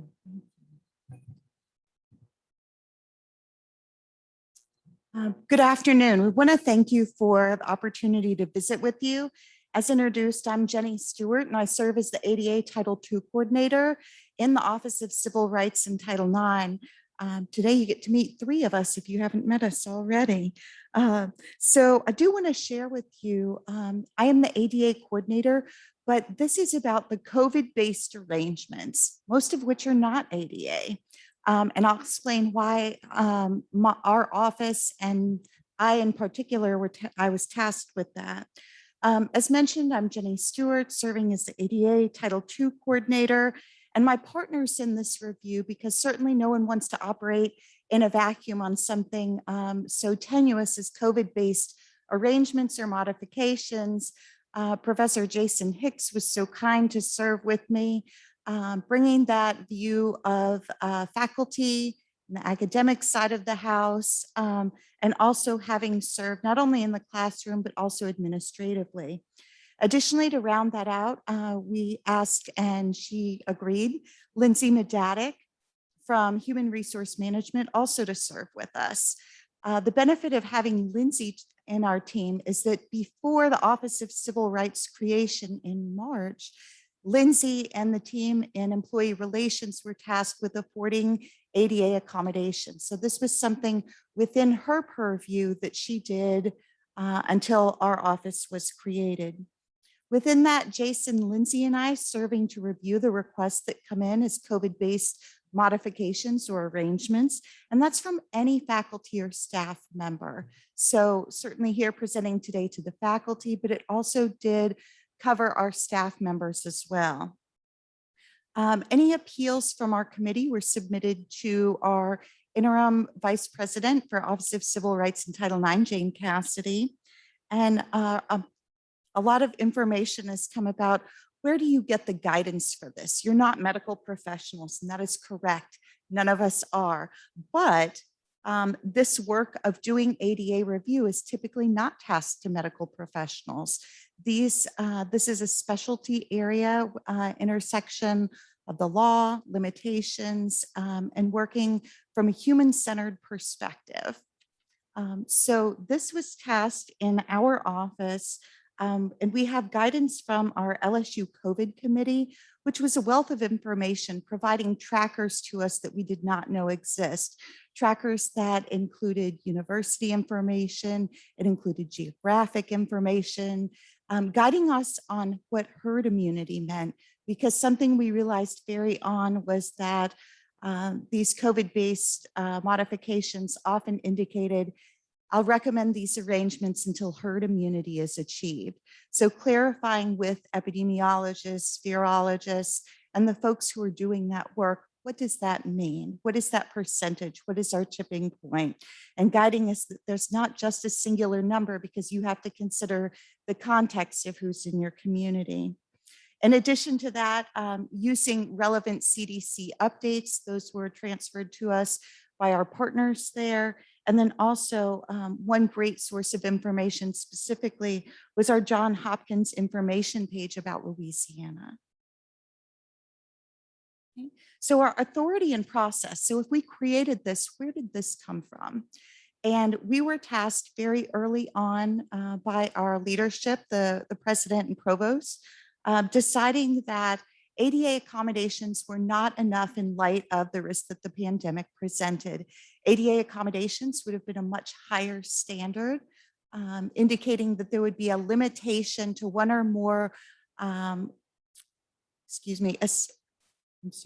going back to essential functions of life, that there would be a limitation there to one or more.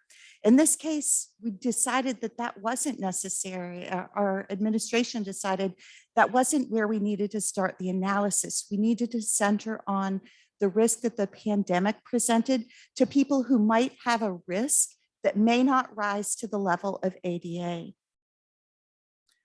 Typically, an ADA process looks at an interactive process initiated by an employee request. Here, the same is true. This is initiated, the CDC, the COVID-based risk is also initiated by an employee request to our committee. Both processes, ADA as well as the COVID-based risk, must be supported by a recommendation from a healthcare provider. And notice that I also say recommendation. That's a frequent question that we get as to why is what my physician, my healthcare provider said not being taken directly, because that is a piece of recommendation on parity with ADA. That is an integral piece, but it is not the determining factor. We also have to consider ADA, the essential functions of the work. Certainly, if someone was requesting to work remotely and their work could not be performed remotely, that would be something in conflict. We also have to look at the limitations of the individual. And this is what is really centered on both ADA and COVID-based risk, is the limitation of the individual, not the diagnosis, not the medication, not the treatment, but the limitations that stem from what may be the diagnosis, the condition, or the treatment. And it may be one or more functions that may be limited. So we look at the intersection of those as well. So there are a lot of similarities. The threshold for ADA is higher, and that it may be one or more life functions. But with the COVID-based modification, we're not necessarily looking at a life limitation of function. We're looking at an additional risk where a modification may be necessary or helpful to lessen or eliminate the risk that's presented. When we review these, we're reviewing them in an equitable circumstance. So looking at across the board, what is presented, what does the classroom look like if this is a person who's teaching, what are the mitigation strategies in place. So this is not just upon one request of the person, we're looking holistically at what can the institution do and what can we provide beyond that which may be requested. We're gathering information about the limitations, the risk factors that can feel really very intrusive to people, and people have responded such, and that's not unusual. But along with ADA, to determine the limitations goes beyond receiving information that someone is immunocompromised or that someone has a risk. We have to identify what that is so we're treating people equitably across our processes. We provide a response in writing to the individual requesting, regardless of what that response is. If it is approved and would result in a change in modality or a change that must be carried out or noticed to the department, we would include that department chair or supervisor. If it would impact the delivery of a class, that is something also that would be included to the office of the registrar. The scope of review of our committee is limited. We have partnered processes, which we'll mention in a bit, but one of the things to keep in mind is that when you see denial on our numbers, please note that that means some of those were denied only because they were outside the scope of our review. The scope of our review is limited to those limitations and risks to the individual employee, not to that person's family, not to others in that classroom, someone else in the office. It is a limited scope review because there are other processes to be able to review those. So the additional processes that complement our work would be the flex work agreements that are in place that are available to be reviewed from a supervisor. We also have ADA requests. So ADA requests would result in the one or more limitations of traditional life functions, and long COVID is on that list. So I realize we're talking about COVID risk arrangements not being ADA, but then one experiencing long COVID can result in a limitation of life functions, and that then itself could be under ADA.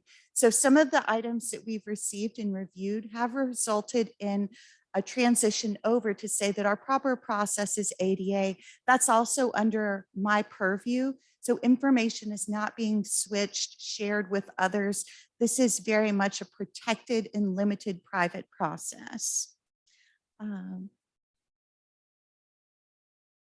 We're looking at those reasonable accommodations or modifications in light of the role and limitations. So if someone indicates, well, I should be able to do the same, I have the same diagnosis and I have the same position, the limitations of that individual may be different. Medication treatment may be different. And additionally, there may be also some duties that look a bit different. ADA requests come only to me. These are not reviewed by committee. So if Jason, Lindsay, and I review something and we determine that it's best suited to be reviewed under ADA, that comes just to me and through that process articulated through our policy statement. Additionally, there are departmental requests that could be approved from the department chair, college dean, through the Office of Academic Affairs, and indicating that the university must approve any changes to course modality. So realizing that ADA, flex work agreement, and then any existing departmental processes complement that which is outside of our COVID risk-based review. I'm going to hand over to Jason to talk about the numbers, just keeping in mind that where we see denial, that can also mean those things outside the scope of our review. All right, thank you. So what you see in front of you, and I realize that might be a little tiny font for some of you in the back, so I acknowledge that. What you have essentially is what I've grouped across the columns. We have requests coming from faculty, from staff, and from graduate students who are performing instructional duties in the classroom. That's what's in our purview. So the predominant applications were from faculty. That's the first column. And out of the 102 total cases we have, this is through last Friday, just for reference. There were 73 requests from faculty out of those 102 total, 12 from graduate students and 17 from staff. And then the rows, and this is what Jennie was referring to earlier, give you a sense of what was approved to be, for example, 100% remote modality instruction or remote work. So that's the top row in the table. So for faculty, grad students, and staff together, that's about 39 of the cases. There was one I've got registered there that was sent to ADA approval. As Jennie mentioned, there were some that we have sort of coded as denials here that were also sent to ADA. So there's actually a bit of a mixture there. And then there are various recommendations below. So we have some that were people were granted a partial accommodation. What they needed was maybe just something to help assist them in their teaching effort, for example, might have included social distancing or some other kind of matter, plexiglass in the classroom. And then we have a few where we're still waiting on information from either the applicant or the health provider for that applicant. So that's the very last row, sorry, second to last row in the sheet. So there's about 9 of those where we have asked for information or just waiting for a response. That's what waiting means in that case.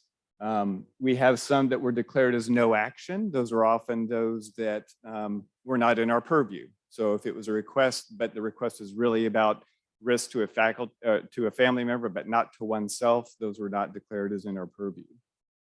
So in general, what we have, if you look, for example, at the grand total, which is the last column on the table, of those requests that were either given 100% remote accommodation for, as compared to those that were denied or otherwise, you've got so those that were basically rendered a decision one way or the other, not the ones that we decided were not in our purview.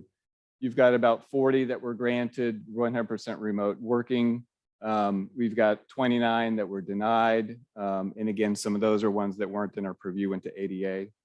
And then we have a few that were no action. So it gives you a breakdown of kind of what's gone on. In general, you can see that among the requests where there was some determination we needed to make one way or the other as either being 100% remote, partial accommodation, or not actually taking that accommodation request.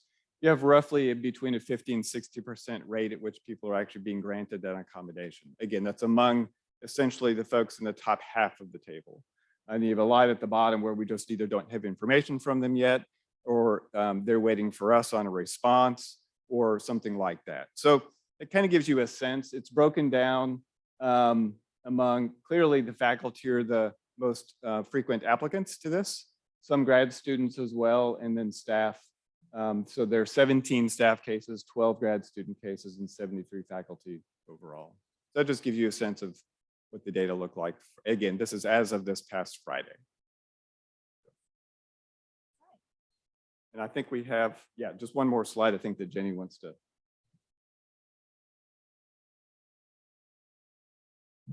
I'll share also that we believe that we probably will be moving forward again with our committee in the subsequent semester, knowing that there is still the pandemic going on.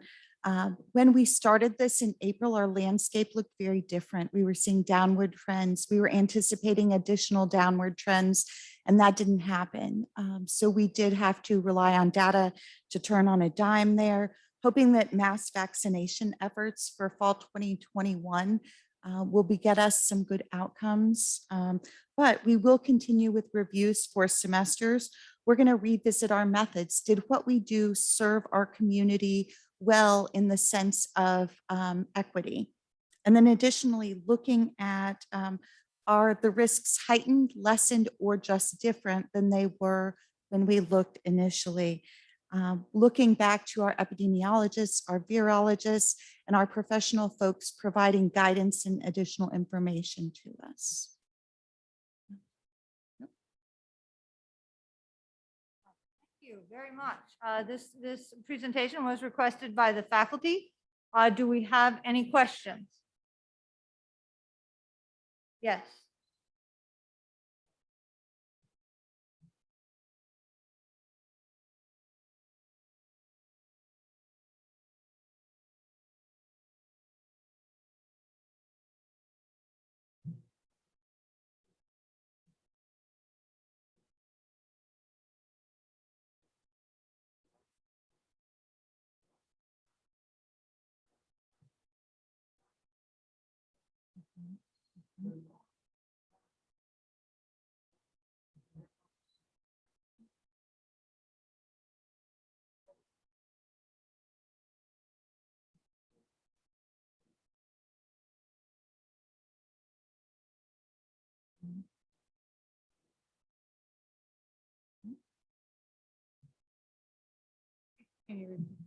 Sure. So looking at gathering additional information about how we're analyzing this under the circumstances, is that a fair summary? Yes. Okay. So with that information, as we're looking at the request, we additionally have that medical or other health information.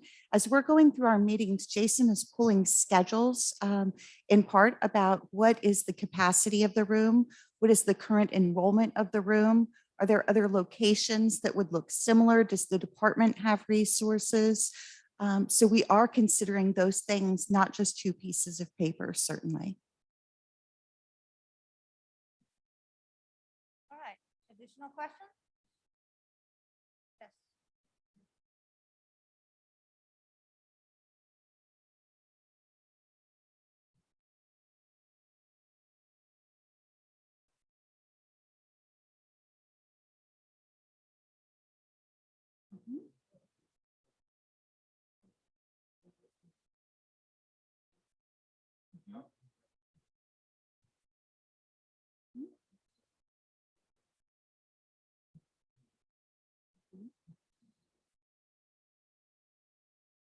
Sure. When we look at the, oh, I'm so sorry.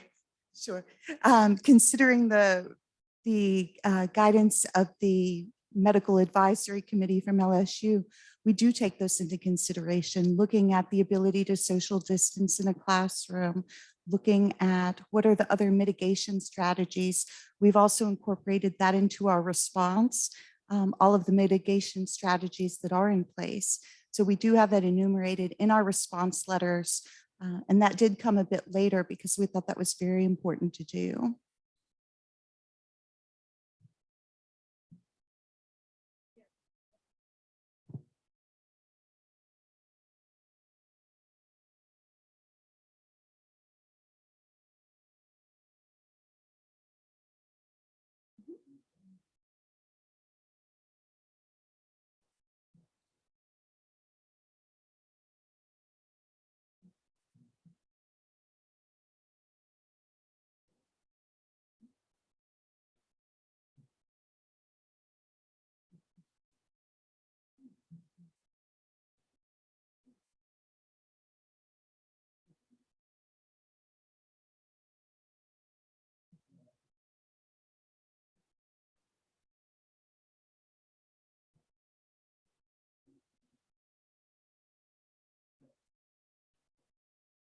Sure, sure.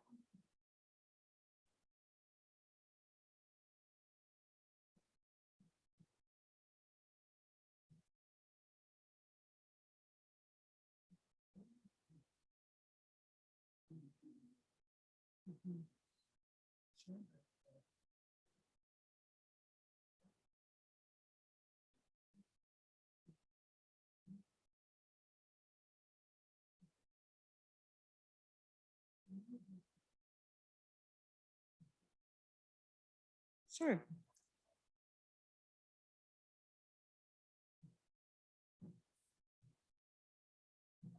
Mhm. Mhm.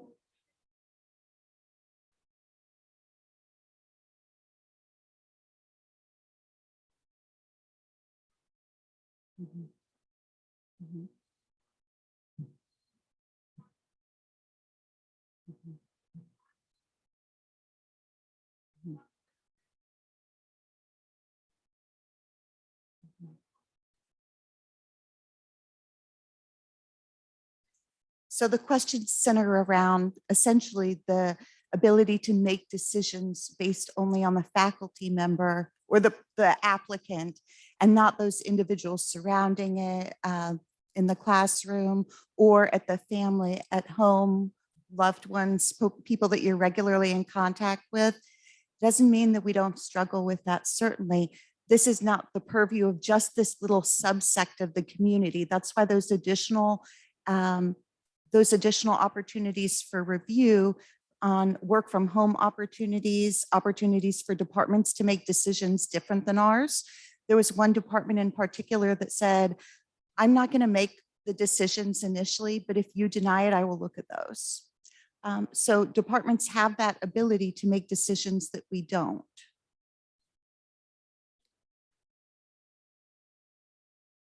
I'm sorry, I wasn't able to.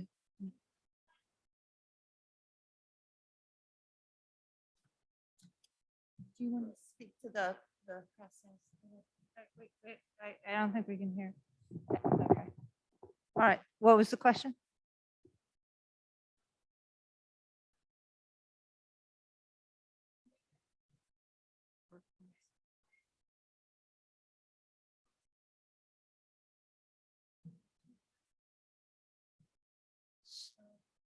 Right, You so- wanna- Yeah, so I think her point is that there are, I think it's fair to say there are limitations to then what a department can do on its own in creating, for example, a flex work policy, right?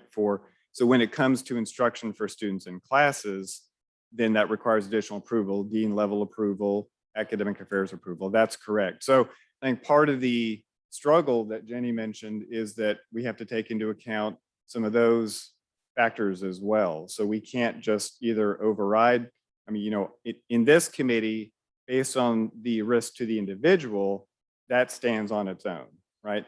But then outside of that, so if it's not something that goes through this committee or isn't in our purview, then it does need to go through those other administrative measures.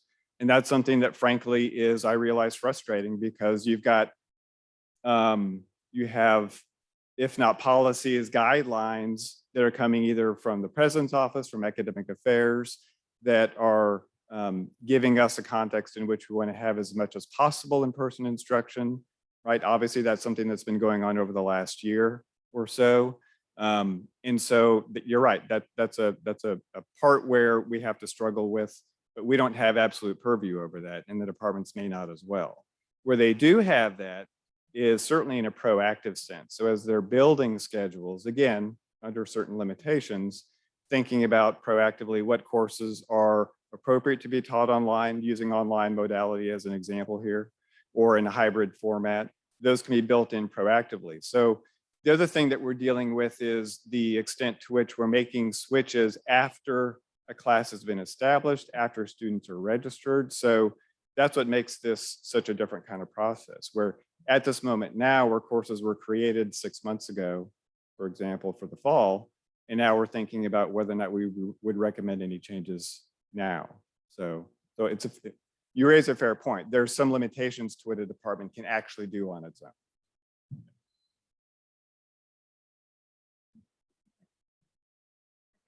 Mr. Blanchard.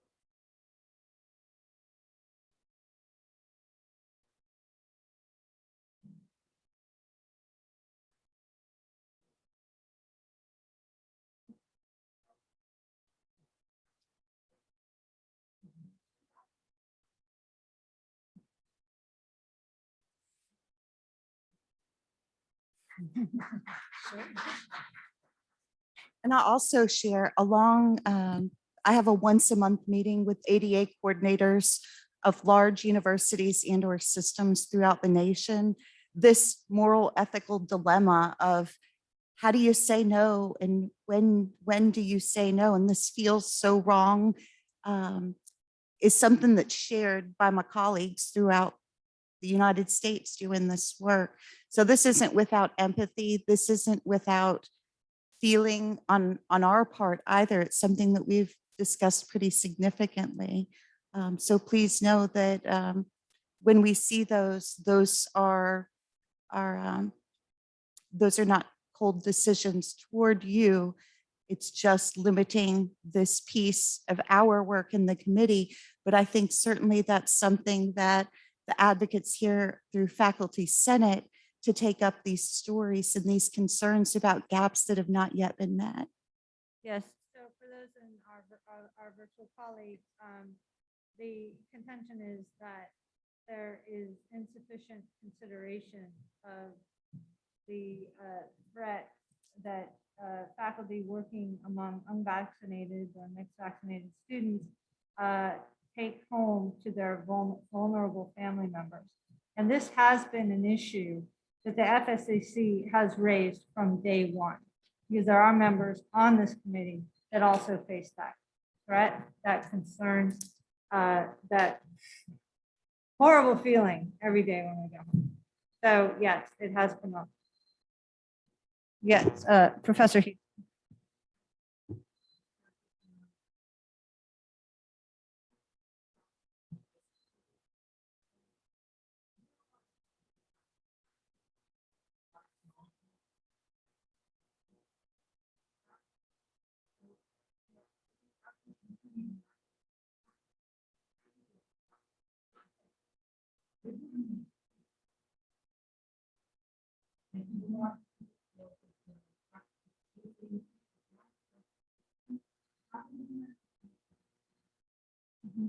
Yeah.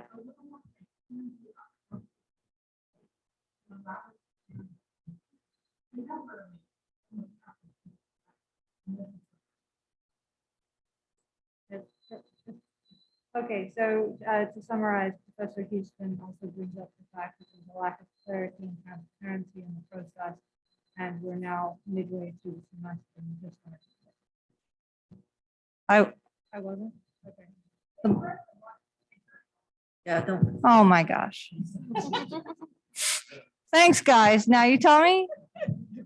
Yes, you don't have anything to say. Okay, so the very important point that Professor Houston brought up is that we're only just now hearing this. We're halfway through the semester, and much greater transparency, clarity, and communication is necessary for the future.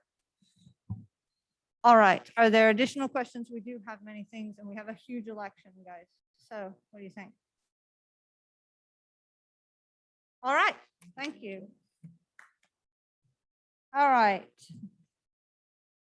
So, all right, we hope that the senators will agree that given my extensive soliloquy, you've heard quite enough about the faculty council, the councils, the faculty council advisors, et cetera. And so we would like the chance to update our slides based on your feedback to distribute as you've requested. Is this acceptable or is this unacceptable to anyone? Rather than going through them now.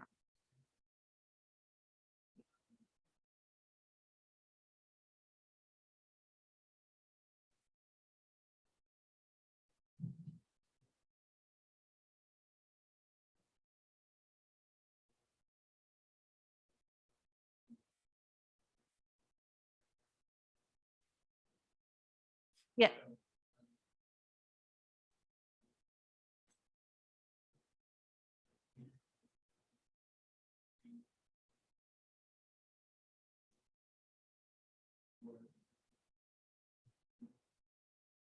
All right, so the question is, what are we talking about exactly? And yes, in reviewing the Constitution very carefully over the summer, we found a lot of problems and inconsistencies in what we were doing versus what is in the Constitution.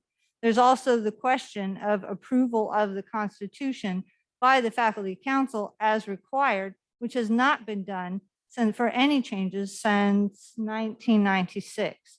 So this is a historical problem that we absolutely agree is a mess, and we need to get it straightened out because our Constitution doesn't necessarily reflect what we do.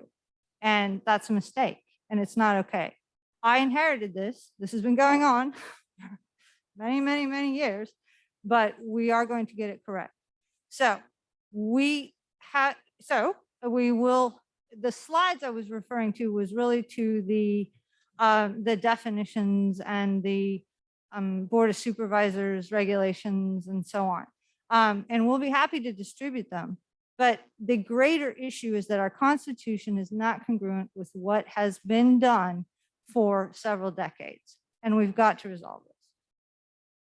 So it's not about the Constitution necessarily. Now, right now we were going to talk about the definitions, the Faculty Council of Advisors, and so on.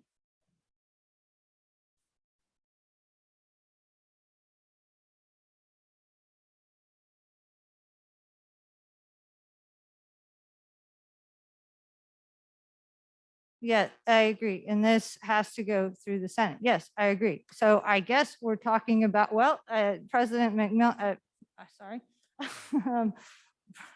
Professor McMillin has brought this up several times to the FSCC and has also raised the same question. So do we revert back to the circa 1996 version and evolve from there? I'm not sure. Apparently, because that was the last one. No, it wasn't. We would have to go with what the faculty senate approved, because then the faculty council has the right to go back on what the faculty senate approved. And it's not, we understand. So that is the question. Yes.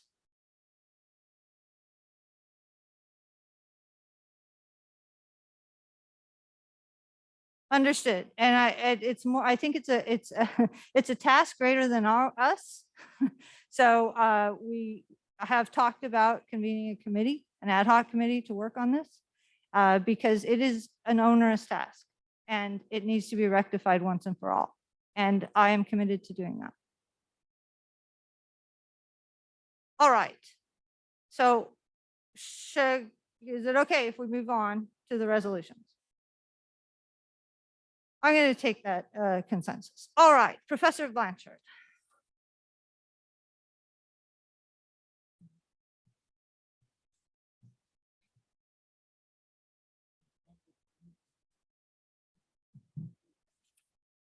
Yes, ma'am. I'm sorry. Okay. I have it written down. Oh, here.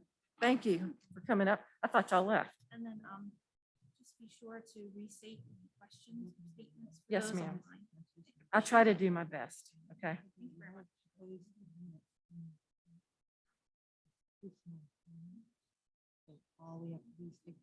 Okay.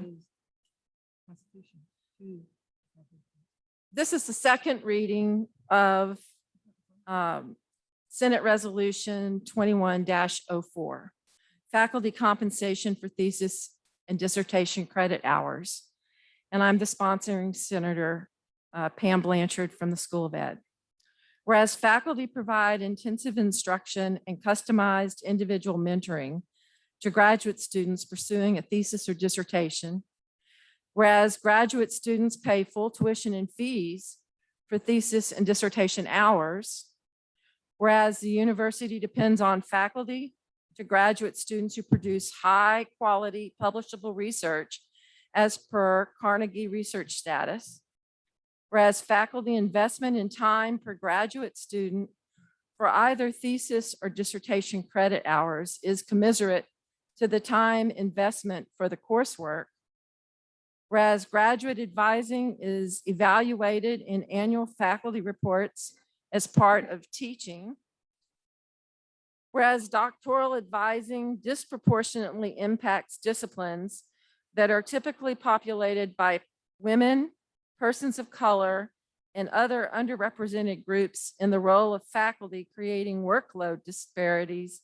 between these groups and the majority group, male colleagues, in historically valued disciplines. Whereas past practice within the last decade of not replacing retired and separated faculty in some units places an undue burden on the remaining faculty to work with legacy graduate students from faculty who have left LSU. Therefore, be it resolved that the LSU Faculty Senate requests the LSU Academic Affairs to draft a compensation structure to fairly compensate faculty with students enrolled in 8,000 level thesis or 9,000 level dissertation hours. All right, thank you, Professor Blanchard. This resolution is already, this is the second reading. It's already entered into discussion, so commence with discussion. Can I say something? There was a lot of talk at the last meeting when this was read the first time for amendments, friendly amendments to this proposal or resolution. And the committee that wrote the proposal decided to just read it as it was originally stated. We invite all those that were proposing friendly amendments to write a resolution to incorporate those things. So this is as was first recorded last time we met in the spring. This is the same resolution. We did not make any changes to it. Just want to be very crystal clear about that, okay? Yes. Yes, please identify yourself.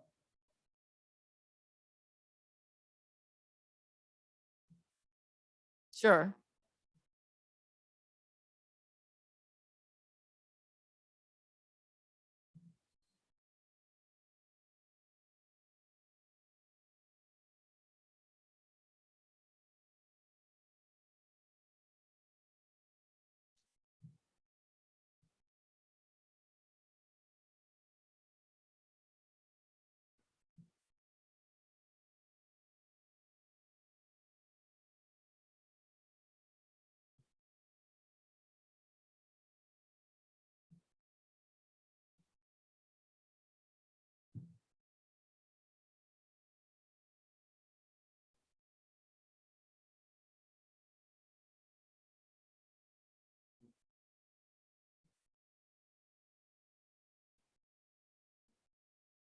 Should I repeat that into the? Just 1 second. Let me repeat that for the people online. So I hope I get it right.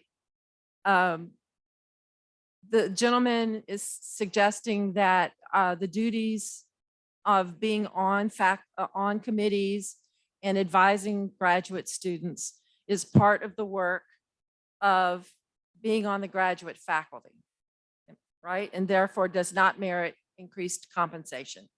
Did I get it right? Thank you.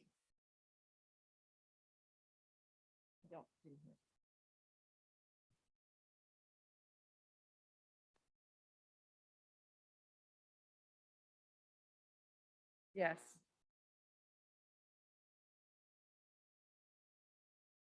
Yes, there is data or our data, whatever the. So the question was, is there data that support this? And the answer is yes. Good afternoon. Sir, I didn't catch your name, so I can repeat it for the record.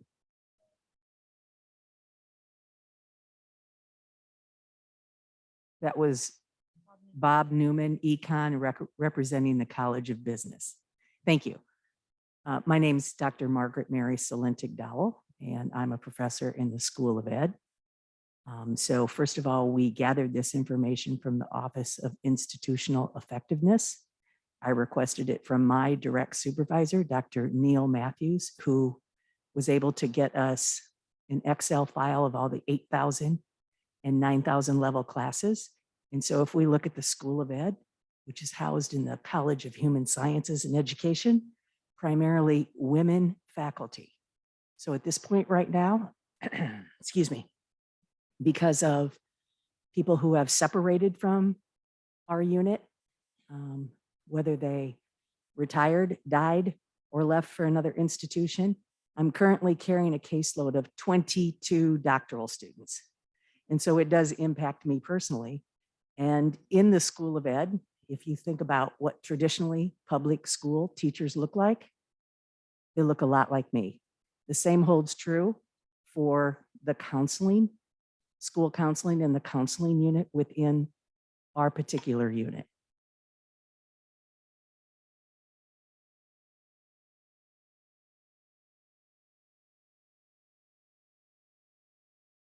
Human sciences and education, we were demoted.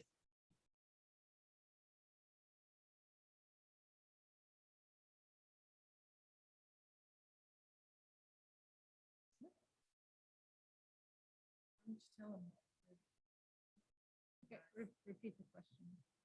So the question by the same individual, Bob Newman, was why why this not be a unit, a college issue? I would probably ask you, why do we charge students tuition to take a 9,000 level class? We charge them tuition so they can have access to a faculty member. And while all of us enjoy the privilege of working with doctoral students, they make us look good when we train them well. It's the issue of being equitable, asking people to work, but not compensate them for that work. There are other universities, many in the SEC, for example, at the University of Alabama. We love Bama, right? Okay. For every 5 doctoral students you have, you get a course release. So I appreciate your history and your experience, but it's not the same at all other universities. The main issue is you, as a university, charge students tuition. And what they get in return is access to a faculty member. Some students take more time. I'm sure you've all experienced that. Some take less time. It's the issue that you are working and not getting compensated.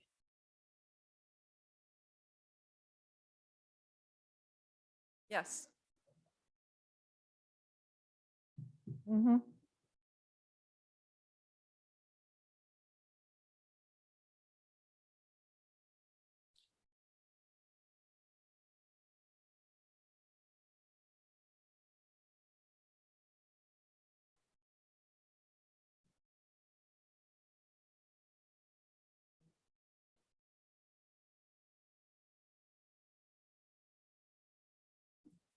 I don't know who.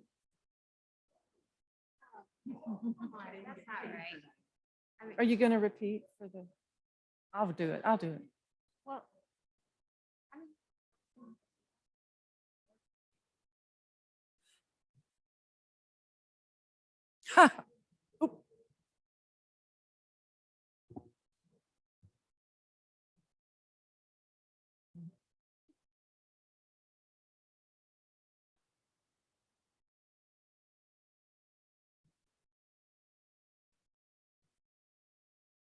Yep.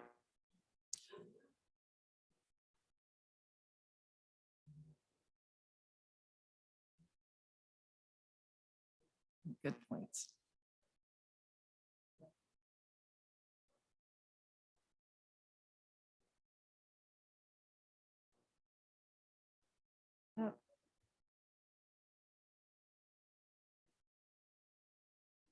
Okay, to summarize, there's some contention over the value of our time and working for free versus working versus, so sort of this, the unpaid service expectation versus summer and unpaid time and still being expected to work for nothing. Okay, we have a question. Dr. Curry, Oh, sorry. Yeah, sorry, I Yeah, had to adjust. I'm good. Yeah. I just wanted to say that when I heard you speak initially, Dr. Newman, you said the occasional doc student. I don't know if you realize that you used the word occasional. When we're talking about 10, 12, 20, we have numerous colleagues in the situation of 20 doc students, assistant professors, as a matter of fact. This is an inordinate amount of students. And I know that you may think, hey, that's what you sign up for. And I want to tell you, I love working with doc students. I feel an extreme joy about it. I love going through the entire process with them, from the time that they start to have a puzzlement about what they want to research, all the way through the writing of their methods, to finally getting that data collected and analyzed. That's why I want to be a professor. So I get that that's why I'm graduate faculty. And I have great success getting people through the process. So I don't need to be schooled on why I'm graduate faculty. And I thank you for pointing that out. I agree with you. But it's the inordinate amount of this. And yes, we don't get to have a summer. So when you can't ever take that time off, because every week of the summer, there's somebody needing to have a defense, there's somebody needing support and help, because in education, that's when they can do it. You know, we're talking about teachers, counselors, principals. This is when they can take time to do it. And if it were one or two people, it might be doable. But we're talking in larger and larger numbers because there's fewer and fewer of us. Our faculty is not getting replaced. We don't have big philanthropists and donors in the amount that you might in business. So I'm just trying to put that in perspective. We don't have the money coming into our college. Our dean tries really hard. Our administration tries really, really hard to support us, but there's only so many bodies to carry the load right now. And we're doing the very best we can, but we need some support too. Great. We do have a question on the floor.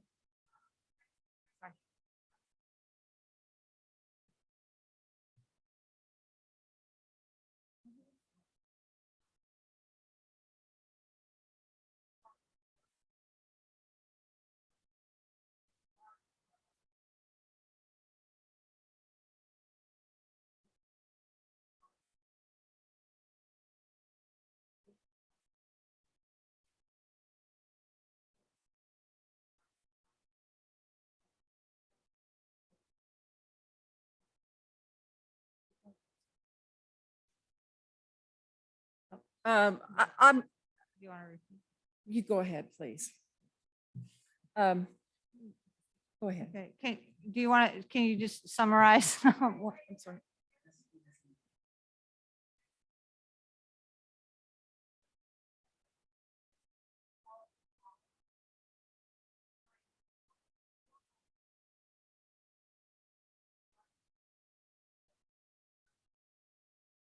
Okay, so I get, so thank you. So to summarize, it is that the, let's see, the graduate teaching load and the time of the year and so on varies among colleges. So therefore, the impact and the relative value of the Financial. time, the financial impact is different.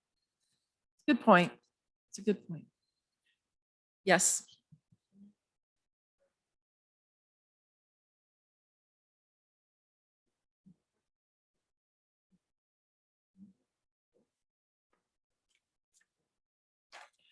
Yes, we do. Do we have a choice as to how many graduate students we accept? And the answer is yes. But what's happened in our school is that we have had a large number of faculty leave the school. And as they have left, the lines revert back to the dean. And he can choose whether to allocate money back into those lines so that a hiring can be made, okay? What's happening in our school is that those lines are not being, the money's not being reallocated. It's going to other schools within our college so that they can hire faculty. You want to add anything? I think that's pretty clear. But Jim, also, to your question, can we say no to graduate students? I'm sure that we could, but what would you do when people leave and they leave what we nicely call legacy students? I mean, I'll send them over to anybody here in this room. That's a deal, but you don't do that. So someone exits the university. We had a colleague who died, and you know who that is. You don't say no to those students. I got most of the students. I think the bigger issue is, and I appreciate history, I appreciate history lessons, but what we did 42 years ago may not be germane to what we're doing now. It really isn't. Yes, sir.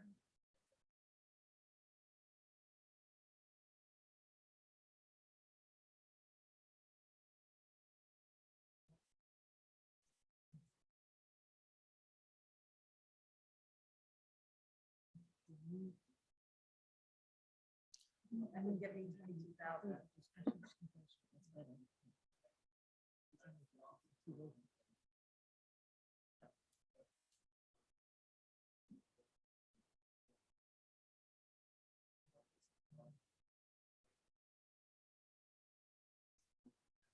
So you can, okay. You go ahead.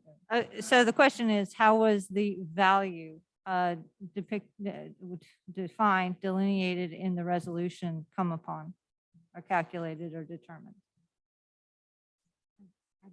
I'm going to speak to that. I think Joy Blanchard, Dr. Blanchard, was asked to present or prepare a financial model to show that this could be paid for and not cost LSU any additional money, that there is a mechanism to cover the cost. And so this is what she came up with. How she came up with 1,000, I don't know. $750 for master's students. I think she had to start somewhere just to prove that it could be done. That's my instinct on this. Okay. Oh, so yeah, I'm trying to. Okay. Yes, are there any suggestions for amendments? Are there comments? So, You have two hands, all right, yes. I three can't- hands oh, now. goodness. Okay, yeah. This gentleman over here in the brown.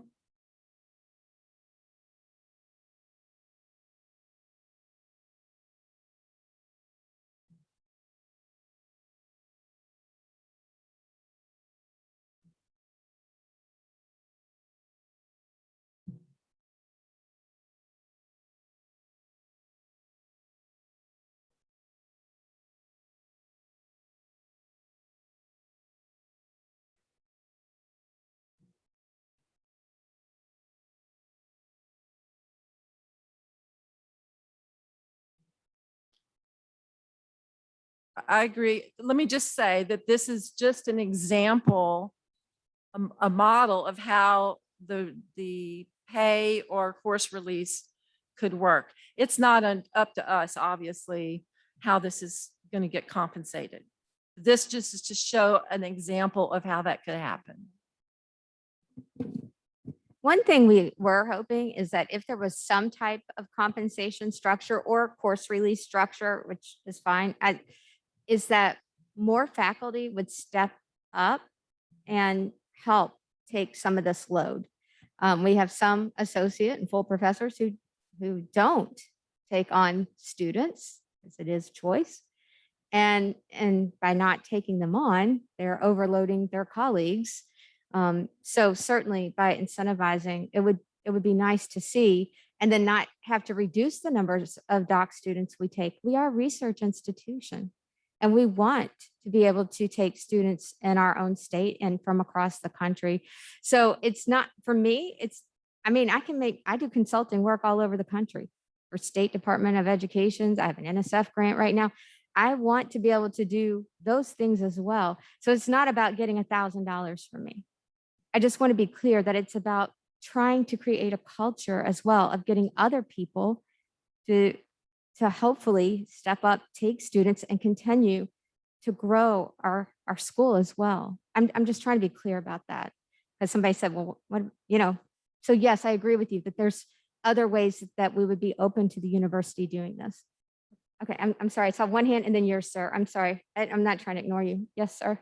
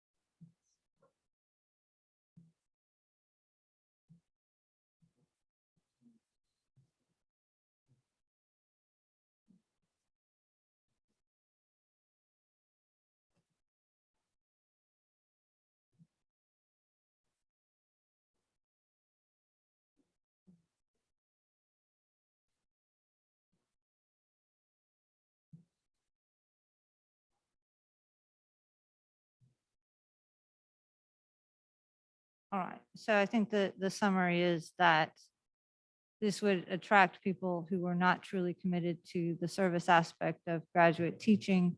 There would be disparate models among different departments, and it's unlikely to be equitably distributed. All right, friends, we do have an election and another resolution to get through. So, yes, sorry.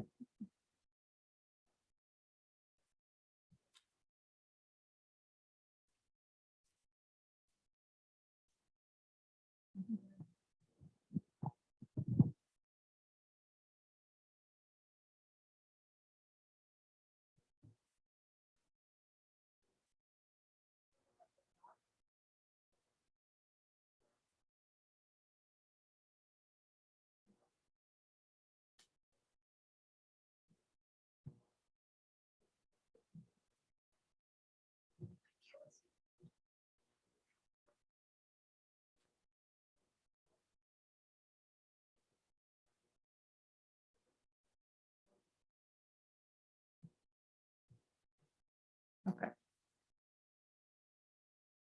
Yes.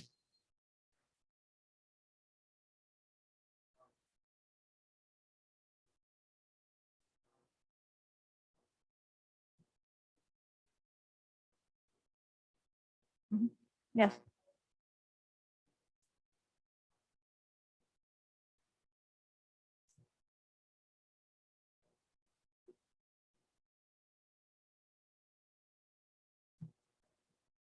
So yes, this would be a resolution if it passed by the faculty senate. that would then be carried forward to the administration, and it would not be college specific, it would be university wide. So the implementation process is not up to the faculty senate, though we participate and give feedback and guidance and be the faculty voice with the implementation process, which works sometimes, doesn't others. But yes, it would be anticipated to be a university-wide plan, program.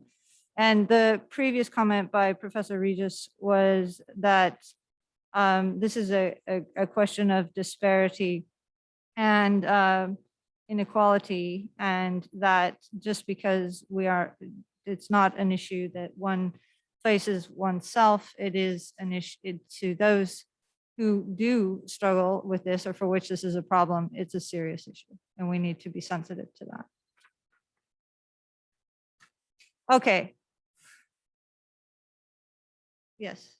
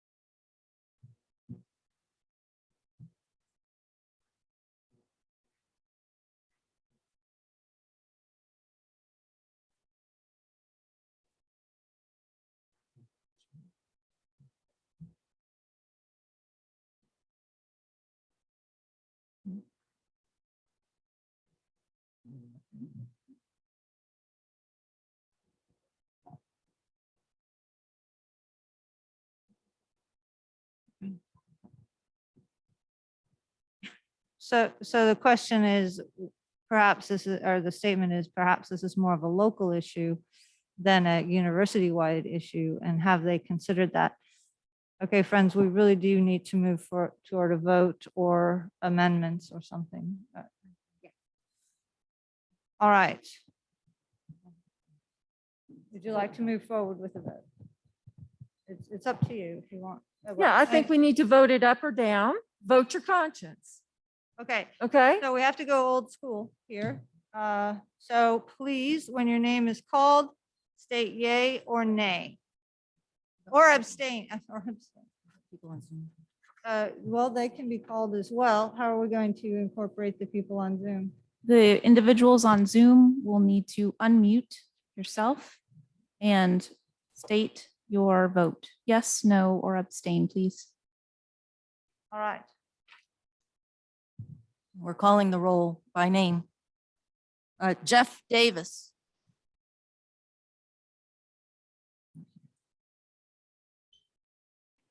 Lauren Lazaro.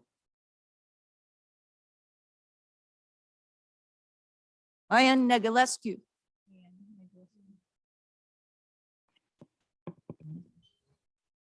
Heather Kirk Ballard.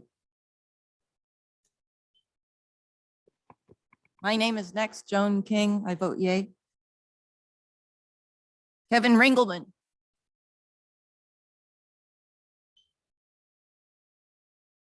Lisa Foltz. Robert Holton.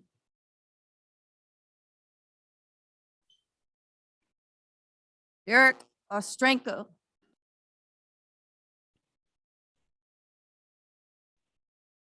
Wei-Ling Song.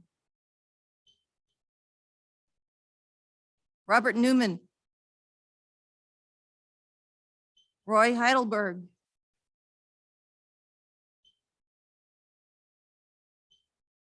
Joseph Lagoria.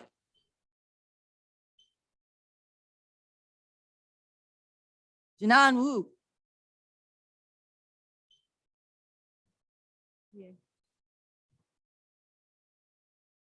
Matthew Hyatt. If you are an alternate, then you vote for the person whose name we called. Jin Woo Choi. Theta Daniels Race, Marwa Hassan, Yay. Jerry Knapp, Loe Muhammad, Muhammad Wahab, Carrie Dooley, Paulo Waltrick, Senlin Chen, Edward Gibbons, Michael Martinez, Pamela Blanchard, Carlos Lee, Julie Wright Rollins, Estanislao Barrera,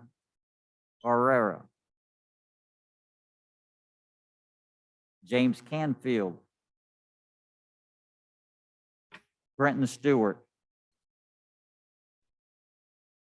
Chantel Chavez, Jason Harmon, Daniel Tyrone, Rosemary Peters Hill, An emphatic Curtis yay. Feldman, Kelly Brasini. Was that a nay?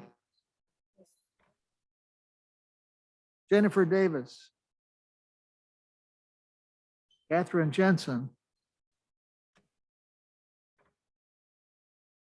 Helen Regis,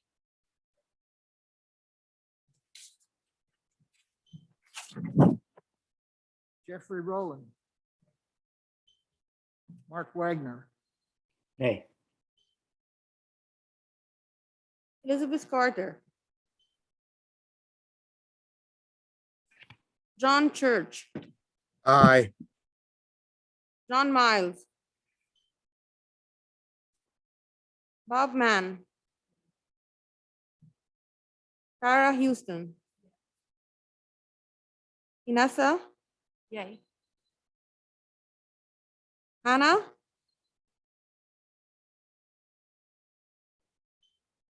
Wei Wang, Yay. Peter Duran, Shane Standler, Robert Cook, William Derler, Jake Esselstein, Scott Boldrich, James Madden, Haraprit Singh, Kirk Ryan, Arthur Penn, Samastapi Jayaseelan, and Adriano Vata. all right. We'll tally that quickly, double check our tallies.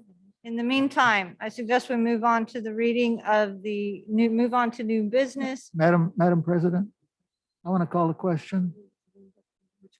I would like to postpone the rest of these resolutions until the next meeting.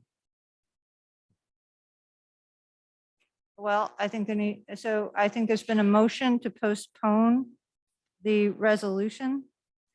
2106, a call to bring LSU's vaccination mandate into conformity with state law and national guidelines.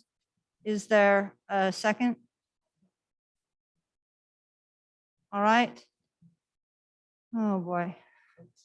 We need to vote. We can take the one that says change the order of the agenda and cross that out. And All right, all right, so there will be a vote.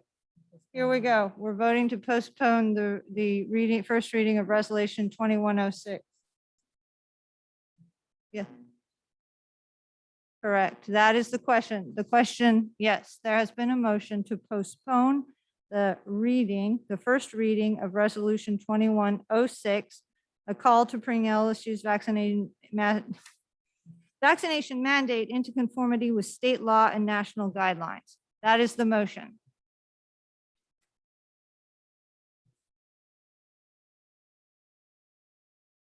I think when it's called the question, there's no discussion, it's immediate vote. All right, yeah, I think you're right. Okay, sorry. All right, is there a discussion? Yes, please.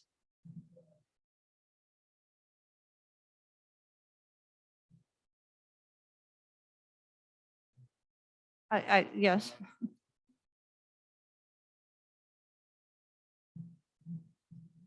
Okay. Thank you. And agreement and Professor Feldman?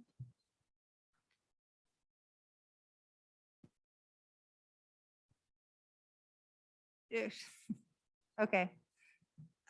She can read it faster than it would take for us to vote on postponing it. I mean, it seems reasonable to me. Do you, Professor Lane, would you like to retract your motion? No. Well, then we need to go through a vote if you don't. Wouldn't it be faster to read the resolution? I'm just saying. I don't have a vote. I think it would be, unless there's an emergency to do these today, I think, we're gonna be here till 7 o'clock. It's only the first. It's the first reading. Only the first reading. There'll be a second vote next meeting.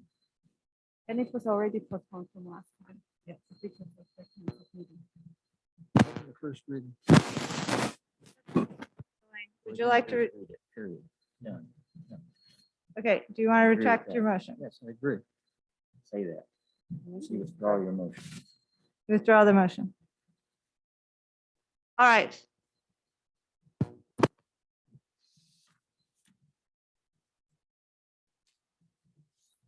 Oh. Okay, never mind.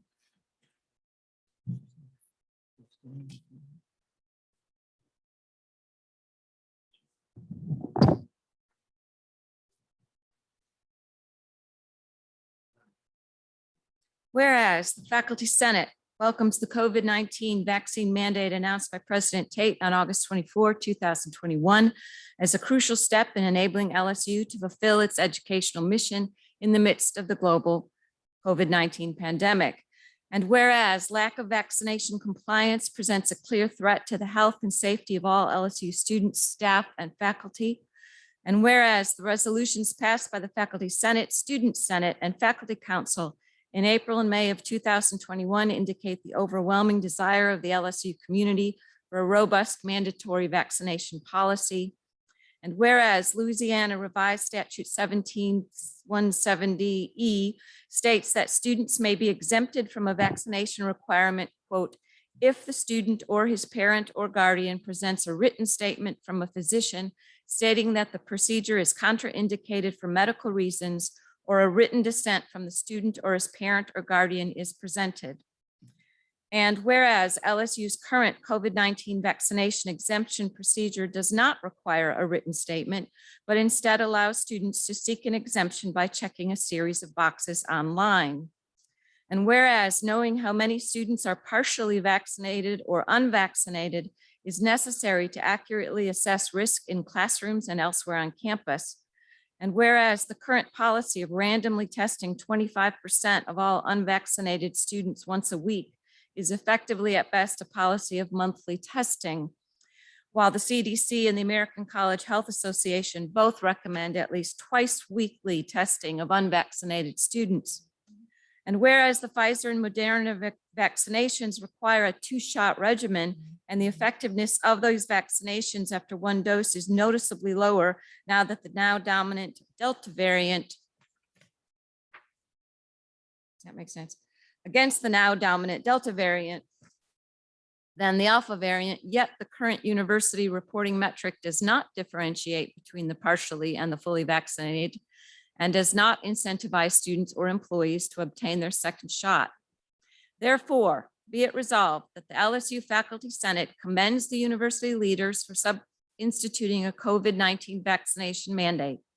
And therefore, be it further resolved that the LSU Faculty Senate calls on university leaders to amend LSU's COVID-19 vaccination exemption form so that it requires students to submit written documentation providing the rationale behind their desire to seek exemption.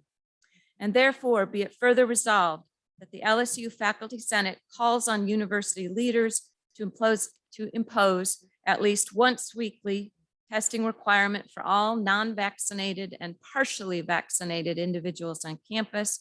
And therefore, be it further resolved that the LSU Faculty Senate calls on university leaders to implement a more accurate reporting metric that separately reports the percentage of students who fall into the following 4 groups: those who are fully vaccinated, partially vaccinated, unvaccinated, but not subject to testing due to COVID-19 infection in the last 90 days, and those who have opted out of receiving the vaccine and are subject to LSU's testing regimen. Okay, this is the first reading. Is there a motion to move it into discussion? Okay, Professor Blanchard. And a second? Professor Vada. And, yeah. Okay. The resolution is under discussion.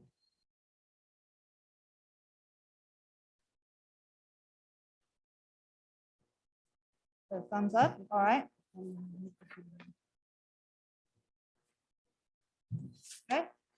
Any further discussion? All right. Well, Madam President, I make a motion, we adjourn.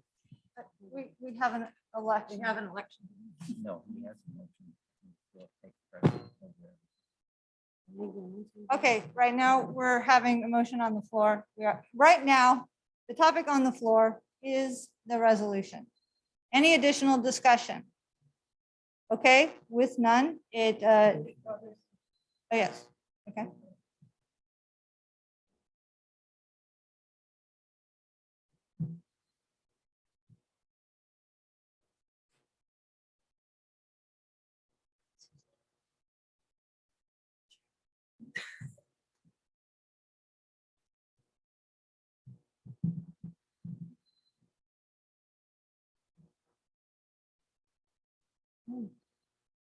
Okay, can you repeat the question, Professor Feldman?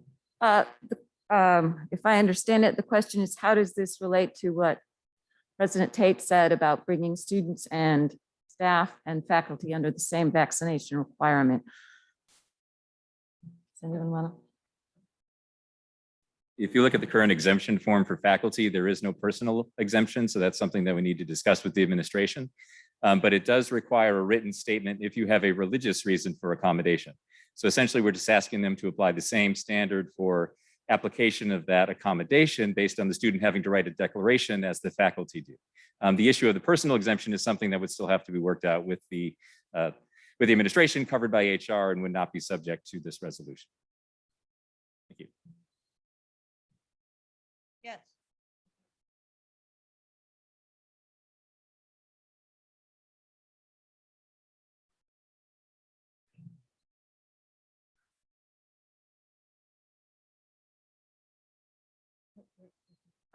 Yeah, the question was, what kind of written statement would be required and who would vet those statements? I know that Tulane, we looked at Tulane and Loyola, and in their case, instead of ticking 3 boxes and that's it, which is what we've got, they do have to submit a statement that explains why, right? In other words, they have to put a little effort into it and they have to explain the reasoning behind it. So that's what we would be expecting. Who vets it? I would imagine it's whoever vets vaccination documentation right now.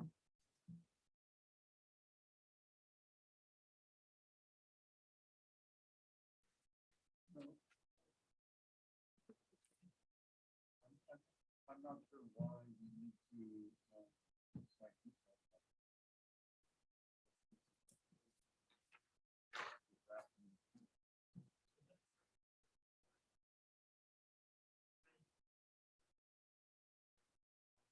But that's not in compliance with state law, and that's one of the things we're asking them to do, is bring it into compliance. There has to be a written Statement.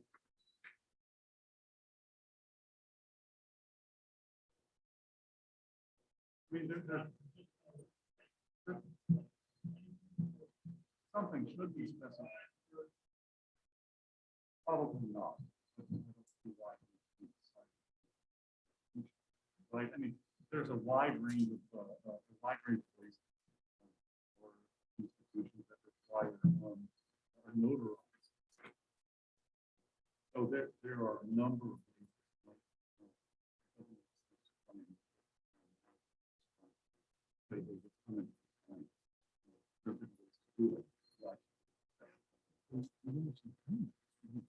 Well, this is the first reading. We will vote at it at the next meeting. Some of the issues that the law itself has some of them. So we're trying to emulate the law, but we're using the language of the law, which is some of the, I think, the objection at this point, that the law only requires a written statement. And it's what LSU is requiring of faculty. So we would assume that the same criteria that were applied to faculty who are requesting a religious exemption, for example, might also then be applied to students. And I should add that a checkbox is not a written dissent. That's in the statute. All right.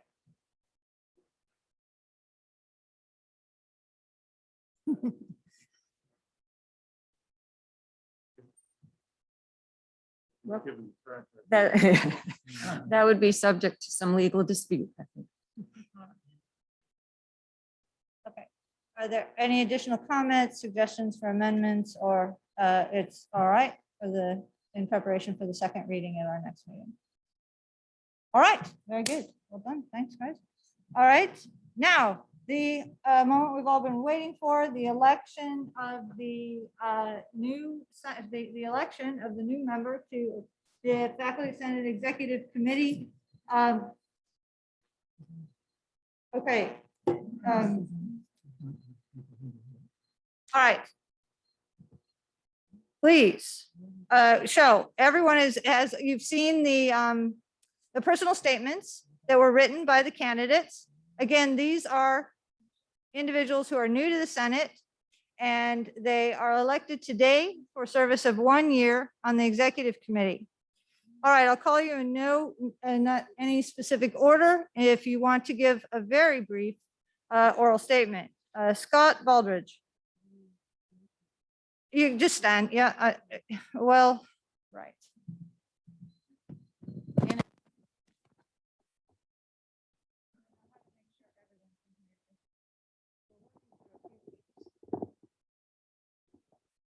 Okay, dear I'll be really fast. Dear Senators, thank you for considering me for the FSEC member at large position. My name is Scott Baldridge, and my title is the Loretta Cox Stuckley and Dr. James G. Tranum Distinguished Professor of Mathematics. I split my time at in the LSU Department of Mathematics with the Gordon A. Kane Center for STEM Literacy, where I'm an associate director. I was also the lead author for all 14 grades of the Eureka Engage New York curriculum, the PK-12 curriculum that 57% of the students or teachers in elementary school use and 47% in high schools use. My mathematical research is related to theories of everything models and the attempt to realize Einstein's dream of unifying general relativity with Bohr's quantum physics, quantum mechanics. In particular, I'm interested in topological quantum field theories. If you're interested, come talk to me. I've written over 90 papers and books and given over 160 invited talks. If elected, one of my main goals in this position over the next year or couple of years be to advocate for a safe and reasonable transition from COVID-style teaching environment back to a normal pre-COVID teaching that we were used to a couple of years ago. Thank you very much. All right, Professor Butler. Good afternoon. Thanks for the invitation to for Butler. election to this. Can you hear me, please?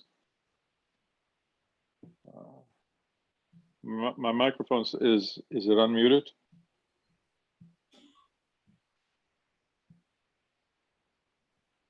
We can hear you Okay.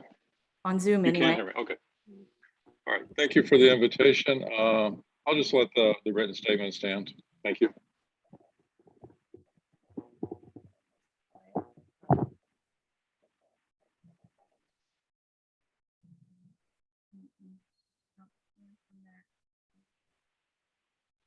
Professor Butler, we can't hear you. Can you hear me? This is Rosemary. Are we having trouble getting heard over Zoom? He's not muted, is he? Sorry. No? The folks on the Zoom via chat are telling me that they can hear me. Is there any buttons up there? There's no. Where's Do you our, want me to start pushing buttons? where's our technical guys? The audio is not controlled by the. Oh, And our Let me re- controller is gone.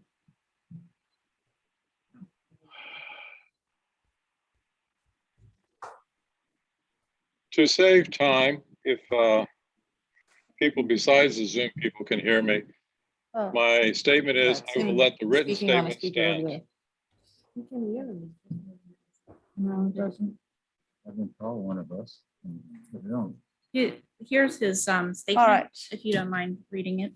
All right, Professor, but I'm going to read, I'm going to embody Professor Butler for a moment. Professor Les Butler is a member of the LSU Department of Chemistry since 1983. He studied at the University of Arkansas, PhD from U of Illinois at Urbana-Champaign, and postdoctoral fellow at Caltech. The perspective I can bring to the Senate is, number one, scholarship, 20 years for Phi Beta Kappa at the local chapter and national committees. Teaching, currently teaching via hybrid, a large freshman chemistry class at 7:30 a.m. Monday, Wednesday, and Friday. Research, continuous NSF research support starting as an assistant professor. Served as an NSF program manager in chemistry, developed X-ray tomography at CAMD, currently mentoring 4 undergraduates with their research projects. Entrepreneurship, co-founder of a startup company, DOE SBIR phase 2, 1.5 million for construction of a neutron imaging system for study of plant root soil structures. Construction underway in business incubator space at Pennington Biomedical Research Center.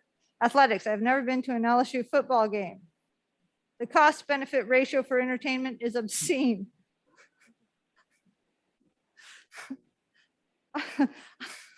I've completed 4 half Ironmans and many sprint triathlons. Landmines. In 2010, LSU made national news with an issue connected to faculty rights. I wrote a letter to the Morning Advocate with my opinion. This resulted in 1, a former LSU chancellor phoning me with great letter, LSU needs a kick in the butt, and an LSU administrator telling me you are hated. Some of the principals are still at LSU. All right.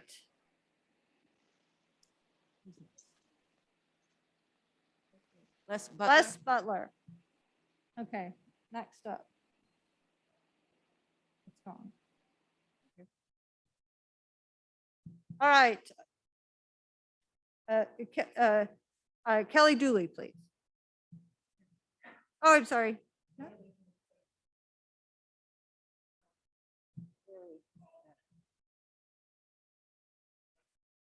Apologies, Professor Dooley. Here, all right. Lisa Foltz.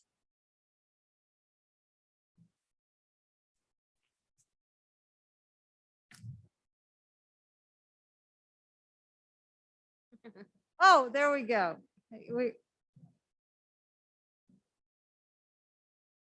All right, thank you. Matthew, forgive me, Hyatt?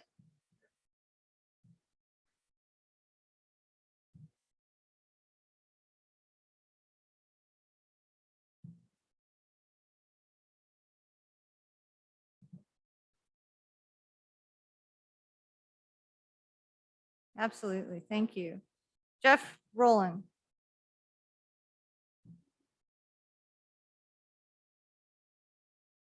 Oh.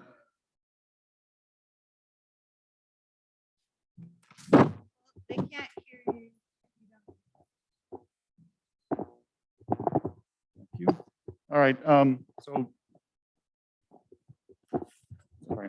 I'm Jeff Rowland.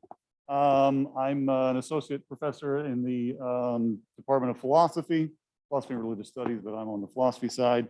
I received my BA from the University of Minnesota in philosophy and mathematics, double major.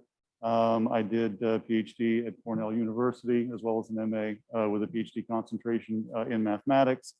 Let's see, primary research interests are, shocker, in the philosophy and foundations of mathematics, where I work at the intersection of epistemology, logic, and the philosophies of mathematics and science. I have a wealth of administrative experience in my time at LSU.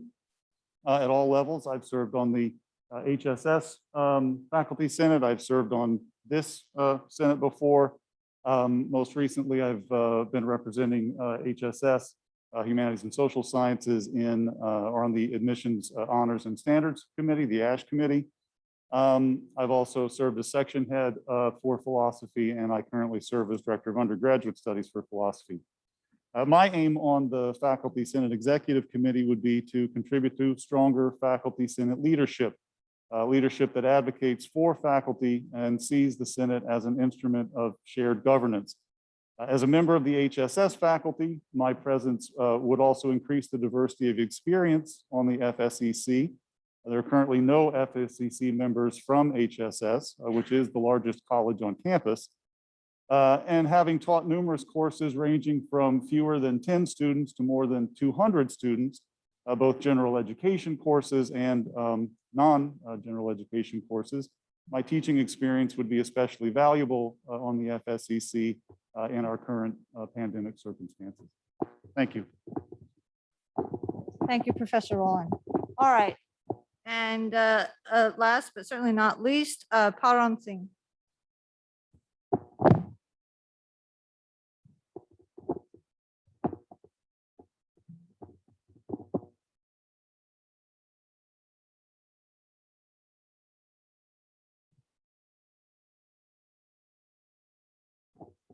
I'm sorry, like I was just elected like 48 hours ago by my department, so I had no time to submit the statement also.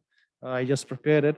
Just a very brief summary, like I'm an associate professor in Department of Physics and Astronomy. Like I've completed my PhD in 2004, then I have done my postdocs in Penn State and Perimeter Institute in Canada. My primary area of research is theoretical physics, basically the origin of universe and black holes. I've published around 100 papers and mentored few students and got some awards like Carrier Award and the Rainmaker Award. If I am given an honor of serving on this committee, like my main role will be to serve as an honest voice of all common faculty members in LSU, as an advocate, a transparent advocate of all faculty members. There have been concerns which some people have mentioned to me that some members of the executive committee should also be playing role for undergraduate education. I have a vast experience in giving undergraduate courses from my last 10, 11 years. And I think I can serve as a bridge to understand the needs of the undergrad students as well as the faculty who teach those courses. Also, I think like the Faculty Senate and the Executive Committee should play an important role in the decisions which LSU makes. And we were blindsided by the admin when they made a decision to forego the standardized testing for undergraduate admissions. I think that's a mistake. That's my personal opinion, but I think many faculty would probably share that. And I think the Faculty Executive Committee and the Faculty Senate should have been taken into confidence before LSU reached that decision. So I would be playing very transparently, very honestly, if I'm elected into this role. Thank you. Thank you very much to all of our candidates. We certainly have a strong, a very strong ballot. All right, so are there any nominations from the floor? All right, hearing none. I just need to change it. All right, I think you're going to take a picture. Yep, you got it. All right, so has everyone taken a picture? All right, use your cell phone. I'm also going to send an email with the link as well. Let me send that out momentarily. All right, so yeah, you just take a picture. And it should take you to the Qualtrics survey and you enter your vote. In the meantime, I will, I'm happy to share that resolution 21-04, faculty compensation for thesis and dissertation credit hours passes with 26 yeas, 11 noes, and 4 abstentions.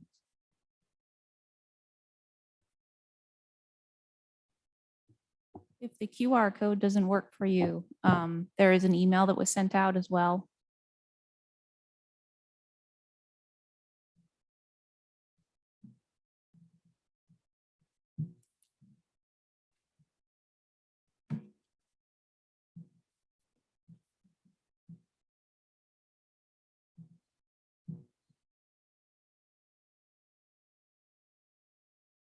Everyone is able to access it?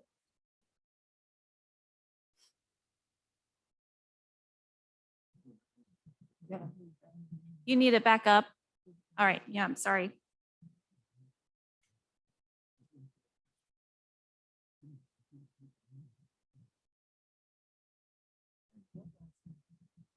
Okay, remember the senators on the executive committee also need to vote.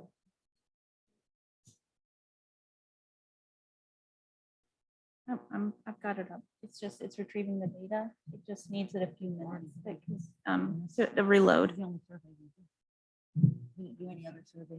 Yes, the email was sent. Okay, is anyone not able to vote? Okay. How about people on Zoom? Are they okay? Everyone on Zoom, okay? For those on Zoom, the link has been posted in the chat.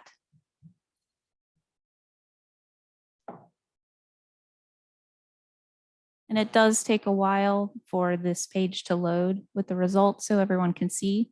All votes will be vetted to make sure that senators are the only ones that have voted as well.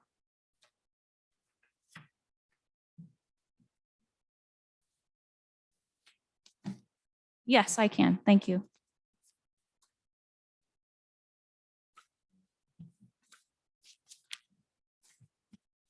If you need to move closer to the screen, you are welcome to do so.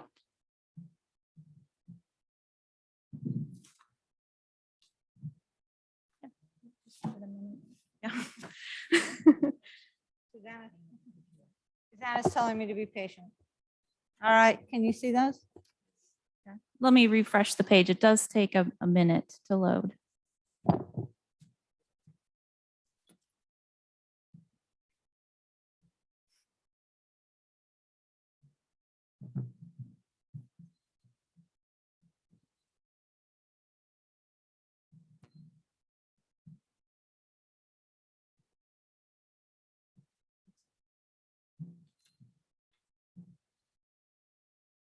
A quorum is 35. Need 35 votes. There are 32 votes currently. Need 3 votes. Anybody not voted? Voted online. We're short 3 votes of a quorum. Now we're short 2. Now we're short 2. I mean 35. 34 and a We half. need 35 votes for a quorum. Alternates may Alternates, vote yeah. for the person that you're representing. One vote. Just one vote, please. No proxies. Just alternates, please. All right, we have not met quorum. There's no one left online that has not voted. All of the executive committee members have voted. Total number of faculty senators. Total number of faculty senators is 69. Divide that by 2. According to our constitution, is 34 and a half. We need 35 votes. On our current list, there's 69.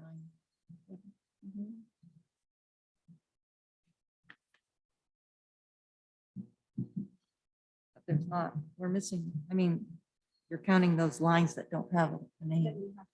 You have to count those. Yes. Yes, their seats still do matter according to what the faculty senate body. The faculty senate body is 69. They're not. They don't matter. If they're not a slot, it's only the senators who were seated Yeah. that constitute the faculty senate. So Okay. if there's vacant All right, seats, do we you have a can't count legal- them for the quorum. Did we have a legal opinion on this? So there's a dispute. Does it goes to the total note that is the quorum based on the total number of seats in the Senate, filled or unfilled, or those that are filled?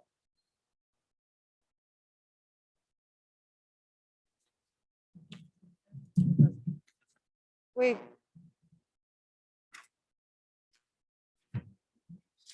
Yes. It says 36. Yeah, I just refreshed the page. Oh, Yeah. All right.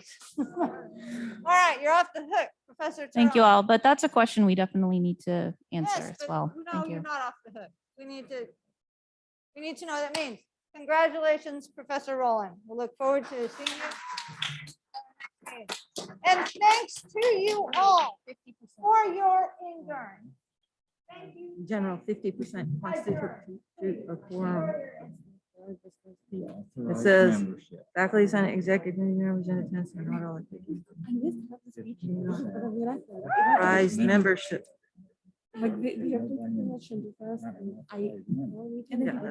Thank you to those online for participating as well as you You're could. saying that if it's authorized membership, if they're not in a seat, it's not an authorized.